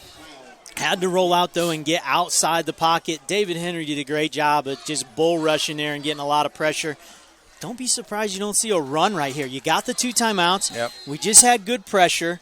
And Coach Filipovich is thinking exactly that. Yeah, and you have no commitment to the line of scrimmage right now, so you got to think if they get that, we've just had a terrible time tackling the running back. So we don't want to put the ball in somebody's hands and have them pick up 20 yards and set up for the field goal here. And watching their kicker pregame, now I know he missed an extra point. An unlucky thing, you hit that goal post, you go out there and try to do it 1,000 Right. times and you can't, but Right. you don't want to, you can. But I'm watching him. He's got a pretty good leg. Right. And he's probably good from if they get the ball anywhere inside that 25, he's got a chance at least if they get get the it. ball inside that 25. I'd say that 40-yard line is probably, from watching him warm up, maybe the limit. That 30-yard line, which would be a 40-yard field goal. So they need to get about 7 yards inside of that to spot it and kick it. But that's got to be a part of the mindset of Capital, too. And with 2 timeouts, I got to guess that they're going to run it on one of these plays coming up. Right, I agree. I think you're going to see maybe a throw across the middle, timeout, a run to set it up for the field goal, and there would be a couple seconds to go, and they There's do run the it. And he jumped inside, and that jump inside is huge there. The outside linebacker needs to hold his contain. He jumps inside, and now Gets the not ball. only do they get a first down and they got the ball to the 25, a timeout then for Capital. Exactly. And now everything's open because you got your timeout left. There's 10 seconds. How many plays do you think you got? Maybe 3? Maybe 3. And the thing, what they might do here is they may run the ball to the right, try to line the ball up in the middle, and get it down to about 3 seconds and bring the kicker out and kick it. So, I mean, that may be what they're thinking. And we're going to probably see a lot of how much confidence they have in that kicker right here with Yes. if they do exactly that. Yes. Like I said, he hit that upright early on, but he's been pretty solid other than that. Well, you got to believe, even in Division III, you've got to feel that anything from the 20-yard line should be something you should be able to make. So if they can get that ball to the 20-yard line, they probably feel pretty good about their chances there. And here's a place where Wilmington has to be solid. Be interesting if they're in that amoeba defense, as you spoke about here, or if they got down linemen. Yeah, well, And they look like they're in the tight set. Now this will be interesting. Quarterback sneak type. maybe he's going to take a step to the right and just try to set up the field goal. We'll find out here in a minute. Yep. That's exactly what he does. Yep. Now, he actually lost some yards, though. There. Yeah. He went so they back. have confidence, I guess, that he can make it from that distance because like you said, about what, 2 yards it looked like? Yeah, it was about a 2-yard loss. So what's going to happen here is this is going to be about a 43-yard field goal, I think. Yeah. So that's, when you're talking about NFL and Division I college, that's not that much of a kick. But Division III, that's pushing the limits a lot of times with kickers. And, he centered it for his kicker. The kid has proven on kickoffs he has a pretty strong leg. He's going to be setting it down about 44-yard field goal. As you said, this is no slouch of a field goal. If you're Wilmington, you want to get a rush, but you want to be intelligent here as well. Now, do you put somebody back?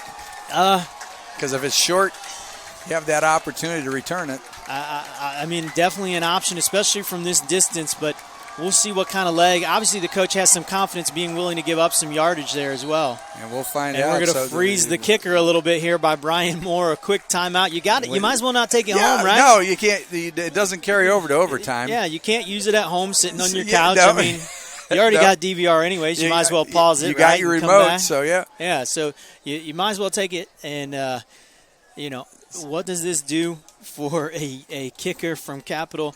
Number 97. He's a young kid, I think, if I remember right. Middleton, I believe, is his name. He's a freshman. So freshman out of Miamisburg, a hometown kid here, not too far away from Wilmington. Yeah. You got to imagine there's all the nerves of a game-winning field goal. Yep. Now on top of it, you're just a few miles away from home. Maybe that's why that first kick hit the upright. So now, hopefully those nerves hit him right here for Wilmington. So 8 seconds to go. 30-30. And let's watch this snap, too. They've had all good snaps except for that first one. Let's hope that maybe there's a little interesting snap here. So we will see what happens here. And there, Capital gets ready. The snap, the kick. And Hold it. Looks like he missed Hold it left. So we're going to have 3.6 left on the clock, which is going to be a moot point from where the ball was spotted. Right. So my guess is Wilmington's going to take a knee or something of that nature, Yeah, and then we we're going got to see overtime. Right. Well, I mean, we haven't seen enough offense yet today, have we? So we might as well see some more. The defensive players are probably sitting there on the sideline thinking, really? You mean we got to play some more here? And I mean, right now, I bet both coaching staffs are kind of looking into the stands like, is there anybody with eligibility that can play a little defense? They're probably checking out some offensive guys. Yeah. Hey, we just we saw one of the defensive backs go over and run the ball for Capital. Yeah. So I wouldn't be surprised to see all sorts of creative coaching here. So right here, you do have P.J. Meyer, who averages more yards per catch than anybody, but I think this is just a safe play right here. You're going to it looks like they're in that safe formation. Yep. It's going to hurt Luke Credit's rushing totals, but. And there is and that will take us to overtime now. So we played 60 here at Williams Field, and we're where we began the game at. We just have 30 points on each side, but it's going to go to overtime. And we've had missed extra points, missed field goals, some interesting things that way. We have a war of attrition on defense. We have, we're wearing both defenses out, but we've started to see some running game. We've had passing games. I mean, it's been an interesting game the way it shifted from one philosophy in the first half to more of a ground attack in the second half. And I think we're going to see that from both teams right here. Yep. The interesting thing is if you win the toss here, you probably want to go on defense, right? Yes. And when you go on defense, if you can get a stop, now you know what you need. Yeah. If you can get a stop and a missed field goal, which both teams have had their share of. And then you're in business. Now you're in business and you're playing with house money. Wilmington, this is a brand new situation. I'm not real sure with Capital where they've been in the past with this, but with Wilmington, these kids are experiencing this for the first time, whether they're freshmen through seniors. So it's going to be interesting to see how they react. Yeah, and, as a coach, Coach Moore will look at this. I mean, obviously you want to win or lose.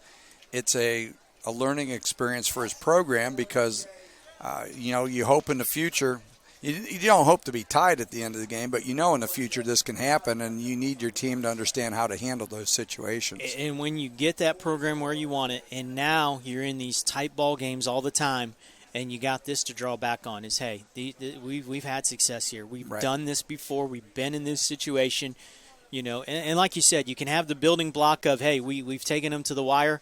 Right. If you get the win, even better. But this is always one of those things that's now something that's that big building block for Wilmington here. Well, it's always easier. And, I saw a game here a few years ago when John Carroll was playing and the score was 50-0 at halftime. As a coach, when you go in the locker room, what can you say to a team when they know what the score was at halftime? And I think it ended up like 57. But in this situation, even if you do lose, you can go back and talk to the kids about building upon this where, if you get in a situation where you're getting blown out, there's not much lesson you can get from that. Absolutely. So this is going to be like Capital has won the toss the way that he spoke to people. We are going to go down toward the scoreboard end. Okay, they chose defense, not a surprise. Yep. So Wilmington's going to take the ball from is it a 25-yard line? It's a 35 or the 25. I believe it's a 25. Right. And they're going to be 25 and in. And again, with either field goal kickers, there is no safe field goal. No. Although to give the Capital kid credit and also the Wilmington kid Shap, they've had the leg. Yeah. They've just pulled it just a little bit. Yeah. And so, we know from watching the Wilmington kicker, I mean, all they've got to do is adjust the field position a little bit, and I think that's going to help him tremendously. So they, if they get in a situation where they're going to have to score here, they want to keep in mind where they need to be on the field goal. So here we come with three receivers to the right. We've got Credit in the shotgun. And we are in overtime. First and goal from the 25-yard line. And we will. We'll have and there's illegal Flynn. motion. And that play's got to be stopped. There we go. They stopped it now. Yep. Illegal motion. Wide receiver out here flinched. And they had something cooking there, Coach. I tell you what. Now the defense stomped on the whistle, but still. Yeah, well, he would have picked up some significant yards. So. And we've talked all game about staying on down in distance. Puts a little extra pressure here on first down. Again, I'm really thinking we're in 4-down territory there here. So you're playing it kind of thinking that, I'm sure. Right. So we've got trips to the right. And we've got Luke Credit in the shotgun with Flynn off to the right. He gives it he gives it to Flynn outside to the left, and Flynn's able to maybe crease the 30-yard line, getting down to the 29. So we're going to be at 2nd and 14. And did a real good job of getting outside of that, but to just get something out of it. To get something instead of losing a couple yards. The left guard also did a nice job of not holding there, because as he bounced it, he could have held and did a good job of throwing those hands off real quick. Good job by Capital's defensive line getting a stop there. Yeah. Chris Jersky, the left guard, has had a nice game tonight for the Quakers. Luke Credit in the shotgun. Eric Flynn. Nice pickup by Flynn. There's PJ. Touchdown. And what a job by PJ Meyer getting in the end zone. PJ Meyer just had to wait for the ball there. It's kind of like what you were saying before, is you wait. Oh, okay, get here. And he knew once he got his hands on the ball, wrestling match time, and the DB didn't want anything to do with it. No. He's had enough of him for one night. Yes. Whether it be blocking or receiving, he's had enough for one evening. So a 29-yard pitch and catch from Luke Credit to P.J. Meyer, and we've got the extra point up and coming by Kevin Champ. Made it, and not a great snap. Excellent job by the holder getting that ball down. I think that was Credit, right? Yes, it was Credit. Give credit for the hold, right? Give credit. And I'll give him credit for the touchdown pass, too. Nice touchdown pass. Yeah, good play call. 2nd and 15, 14, somewhere around there. And to get a touchdown on that, it's going to be interesting, though. Can our defense do anything? That extra point was huge because it was. We're going to be seeing here again, I think it's a war of attrition here. Keel back out on the field. That's a real good thing to see. Number 21, the young defensive back. But I've seen almost all of our defense at some point in time grabbing something where they're cramping up. A hot night. Let's see if they can get a stop here on first down. I think this play is huge here on first down. If they can keep Kibler from picking up too much on it. They're going to throw. A little screen action. Okay. Nice tackle. Well, they limited it to 5, so we're going to be at 2nd and 5 from the 20-yard line. I thought that first down play was huge because, now 2nd and 5, that makes it tough on the defense, and they're already gassed, so we'll see if they can rise up. They need a negative play here. Pistol formation, 2 to the right, 1 to the left. Keebler gives it to... And he bounces it. 31, that's that guy that we said we thought was a defensive back. I can't remember his name. Antoine Ship. And Antoine Ship bounces outside, so it's 3rd and short, 3rd and 2 from the 17-yard line. And this is 4-down territory because you need a touchdown. They have to score a touchdown. So everything in the playbook is open right here, which makes it difficult defensively for Wilmington on that 3rd and short. Big 3rd down, Coach. We've been saying it all night. It's been 3rd downs that have determined the course of this game. Oh, a big play here by the Wilmington defense. And that is Ryan Prince right now wanting to be the player of the game. I tell you what, he's had some huge plays tonight, none bigger than that. He got my vote on that one. We had just talked about we needed a negative play here, and so now that throws it back to the 25-yard line. They're back to where they started, and it's 4th and 10 from the 25, and you got to this think is right your ball here, game. Maybe a timeout and Capital's going to call their timeout. Yeah. Either way, I see a timeout coming here. Whether it's Capital lines up and Wilmington calls it, but this is a huge play, 4th and 10. But we've seen some long distance late plays. We had a 3rd and 19-21, something like that was ended up being a big score. And then down in the corner there, I think what we've got to look for here as far as the defense is concerned is they have to be worried about, obviously they're going to send somebody to the end zone, but the middle of the field where they bring an underneath route just enough to pick up the first down. And that's where he's been hitting a little bit here in the second half. Yes. And you got to worry, too, 15, that big-bodied wide receiver. You'd almost like to throw a linebacker out in front of him and say, hey, we don't care about you covering him. We want you to jam him up at the line of scrimmage. Don't let him go anywhere. You got to get hopefully some kind of bracket on him so that you got him underneath and over the top. But then do you open up somebody else in the process? So this is the 4th down for the game right here. This can be the ball game. To the left. Running back set to the left. Kibler. He's got time, and he's got a man. In the middle. Oh, he got a breakup!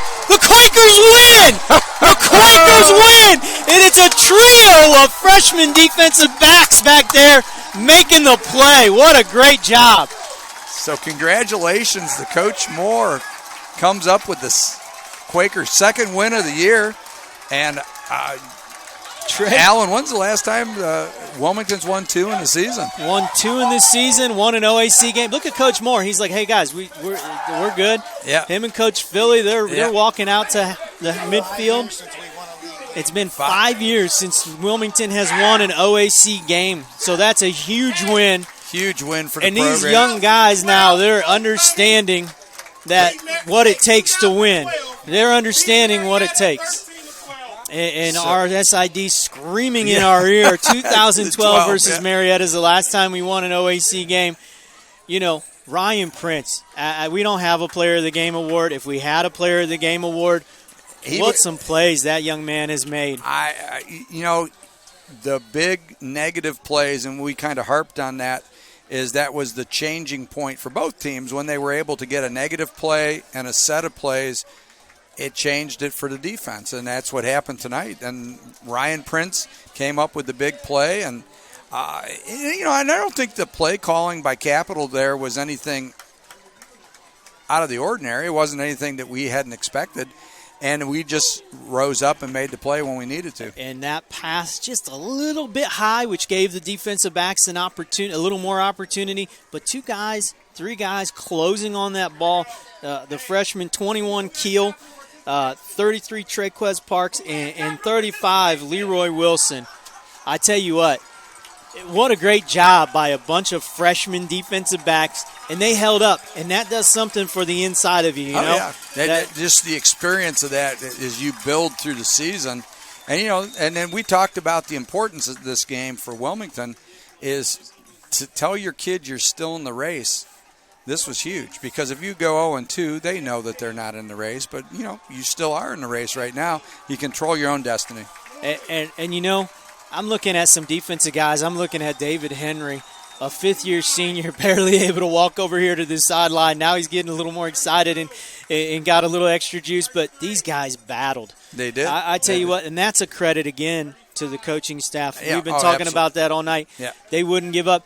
But give Capital credit, too. Those guys battled until the very end. Again, one defense was going to have to make a play eventually. Yeah, and we did. And, the importance of this is it's, a landmark victory for the program so early into Coach Moore's tenure here, which is going to help him build on that. And, even when you look down beyond the season, when it comes down to recruiting and you do highlight films and things like this is the perfect thing to put on that highlight film. Absolutely. And another thing to put on that highlight film is this crowd that's here. I mean, they've kept them here all night. Yep. We always have great fan support here at Wilmington, but to be able to get, great fan support, keep them here all night and give them something to celebrate. It's been a great day here at Williams Field for Wilmington College. We got to mention that men's and women's soccer team picking up 3-1 victories, both of them as well here on the field. And then the football team capping off the evening with a great OAC win. And again, we've talked a lot of credit to the coaches. We got to give credit to those young men. We do. They were just battling their guts out, and those defensive guys, my goodness. But that offensive line, they got stronger as the game went, and you're thinking Capital's getting tired because Wilmington's run a lot of plays. Well, those offensive linemen, they're out there for every play. They were. And what about the freshman left guard? Yeah, well, let's shout out to these guys. We've got left tackle Lane Hacker. The left guard that we were just talking about is Chris Jersky, a freshman. I mean, you've got this kid for 3 more years. What a building block to have there to build around. 65, Nick Moore. 57, Saul Boisel. And then 71, Sterling Clark. Did a great job. And, as much as we talked about Luke was, being pressured, they gave him enough to do something. And they didn't break down completely, and they probably felt like they wanted to a few times tonight, but they stepped up and they gave Luke the protection he needed. And in the second half, how many big blocks from a running back? I was on them a little bit in the first half. Yep. And Flynn and stepped up and hit some guys in the mouth to really knock them off course. Well, especially in overtime, Flynn stepped up to the right, and he picked up the defensive end on that. And, I mean, there was a size mismatch there, but that allowed credit to be able to throw the ball to the end zone. And that's where football, what a great game football is, because it takes a whole team effort. And how many people are going to see that? That's the coach in you, right, understanding that pass never happens if Flynn doesn't step up and make that block. Credit, able to throw that ball only because that block is made. Exactly. So, yes, great catch, great throw. But what a great block there by Flynn. And those are the type things that you have to do. And when your team's starting to come together and they're starting to believe, those are the plays they make. Yep. Because you got 11 guys that have to play together throughout a whole game on every play and execute. Yeah, and you get into the film room and you start to break down your young kids. You start to look at the things that they're doing, and you find the points where you can build because your team character starts to develop. And this will go a long way to helping the Wilmington staff. So we just got the heads up from Rick Phillips. Brian Moore, stay with us because Brian Moore is going to be joining us. He has a few young men that hopefully will be future Quakers here. I think he's talking to real quick. He just addressed his team, and going to probably talk to those real quick and have a smattering of other hugs and etc. to do. But then he's going to head up and talk to us. Really, really excited for Brian and his staff. What a great group of guys. And really excited, again, for these young men that have stuck with it and have just kept battling and stuck with it for a whole game plus some. Yeah, I mean, you can't say enough about the effort by the Wilmington players and how many times we looked at the defense and they were just getting gashed in the running game there in the fourth quarter, and we were just – we're sitting there thinking, how much longer can they go? And they rose up in overtime, and you got to give all the credit to the kids because ultimately they decide the course of the game, and tonight they decided that the Quakers are going to win. And Ryan Prince, one more time with the shout-out to the young man. He's a nice, humble young man. Was fortunate enough to teach him in class a few years ago, and just a great young man, first of all. And he stuck with it for 4 years in a program that struggled. There's a lot to be said about the character of a young man that's willing to stick with it. And then at the end, when he's played a ton of plays, when he's gassed, when it seems like there's nothing left in the tank to make the play that he made. And he's able to hang on and then drag the kid down. I mean, it's just that's just pure effort there. Yes, and to have a kid that hung around for that, he's got the heart, and he proved it out there on the football field. Just real proud of all of these guys out there and what they've done. Well, it's truly a football player, a kid that loves to play the game, and especially when you get to your senior year and when you're Division III, most kids realize they're not going to play on Sundays. It's the last minutes of their career as they go through it. And so tonight, Ryan Prince, what a nice finish for him tonight. And we got some stats here, Coach, if you want to go ahead and give some of those out. Well, let's take a look at the first down situation. Capital had 19 to Wilmington's 23. Rushing yards, quite an increase over the first half. Capital 35 carries for 108 yards. Wilmington 42 carries for 164. Passing-wise, Capital 301, Wilmington 297. That's about as close as you can get. Pass attempts for Capital, 28, with 18 completions. For Wilmington, 30 attempts, 18 completions. The game was pretty indicative. If we look at these numbers, they're almost completely alike all the way through, just like the score. Mm-hmm. Total offense, we had Capital 63 plays for 409 yards. Wilmington 72 plays for 461. We had kickoff returns. Capital 5 for 42. Wilmington 6 for 122. Punts. Capital 2 for 27.5 yards. Wilmington 2 for 41 yards a kick. No fumbles in the game. Penalties. Capital 6 for 114. Wilmington 10 for 101. Time of possession, it was Capital 25 minutes and 32 seconds of possession to Wilmington's 34 minutes and 25 seconds. Third down conversion, Capital 6 of 11, Wilmington 9 of 17. That's something we'll ask Coach Moore about with that, is that was an outstanding effort on third down. Fourth down conversions, Wilmington was 3 of 4. So, again, third down and fourth down conversions, when you can keep the ball for 4 plays and you can convert on those, you'll win a lot of football games on that. And an interesting statistic, as you were reading, it sent me searching for a pregame note that I saw. Luke Credit last year had 5 touchdowns passing in 10 games.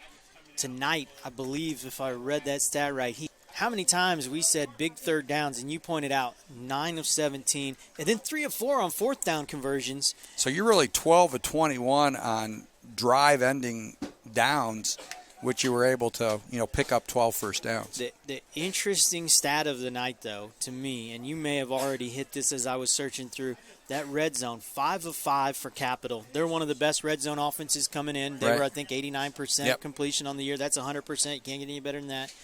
Wilmington only 2 of 5, still found a way to win. Right. And, So you got to be happy about that if you coach more. Absolutely. And you get a win and you got something to work on. So as a coach, we always – obviously there's always a lot to work on when you're building a program. But you have a little something extra on the stat sheet to say, hey, guys, we can get better at this. Yeah, and I think the thing, what we had talked about how the penalties changed in the second half. The 10 penalties for 101 yards, I'm sure Brian won't be happy about that. And they'll address that. They'll say, hey, we've got to get better. We can't make those emotional mistakes after we've done something good because we set ourselves back 2 steps for every step we go forward. And that's the bad thing about some of those penalties there in the second half was they were exactly that. They were ones you can eliminate that way. Sometimes you get a hold because you're playing hard and things happen. A guy bounces a run, whatever the case may be. Stick with us here. I saw Coach Moore starting to run up here. He did. I just saw him come up. Really excited to talk to him. He is going to be, I think, a ball of energy when he gets up here. Coach Moore. How you doing, buddy? Good to see you. Congratulations. Okay.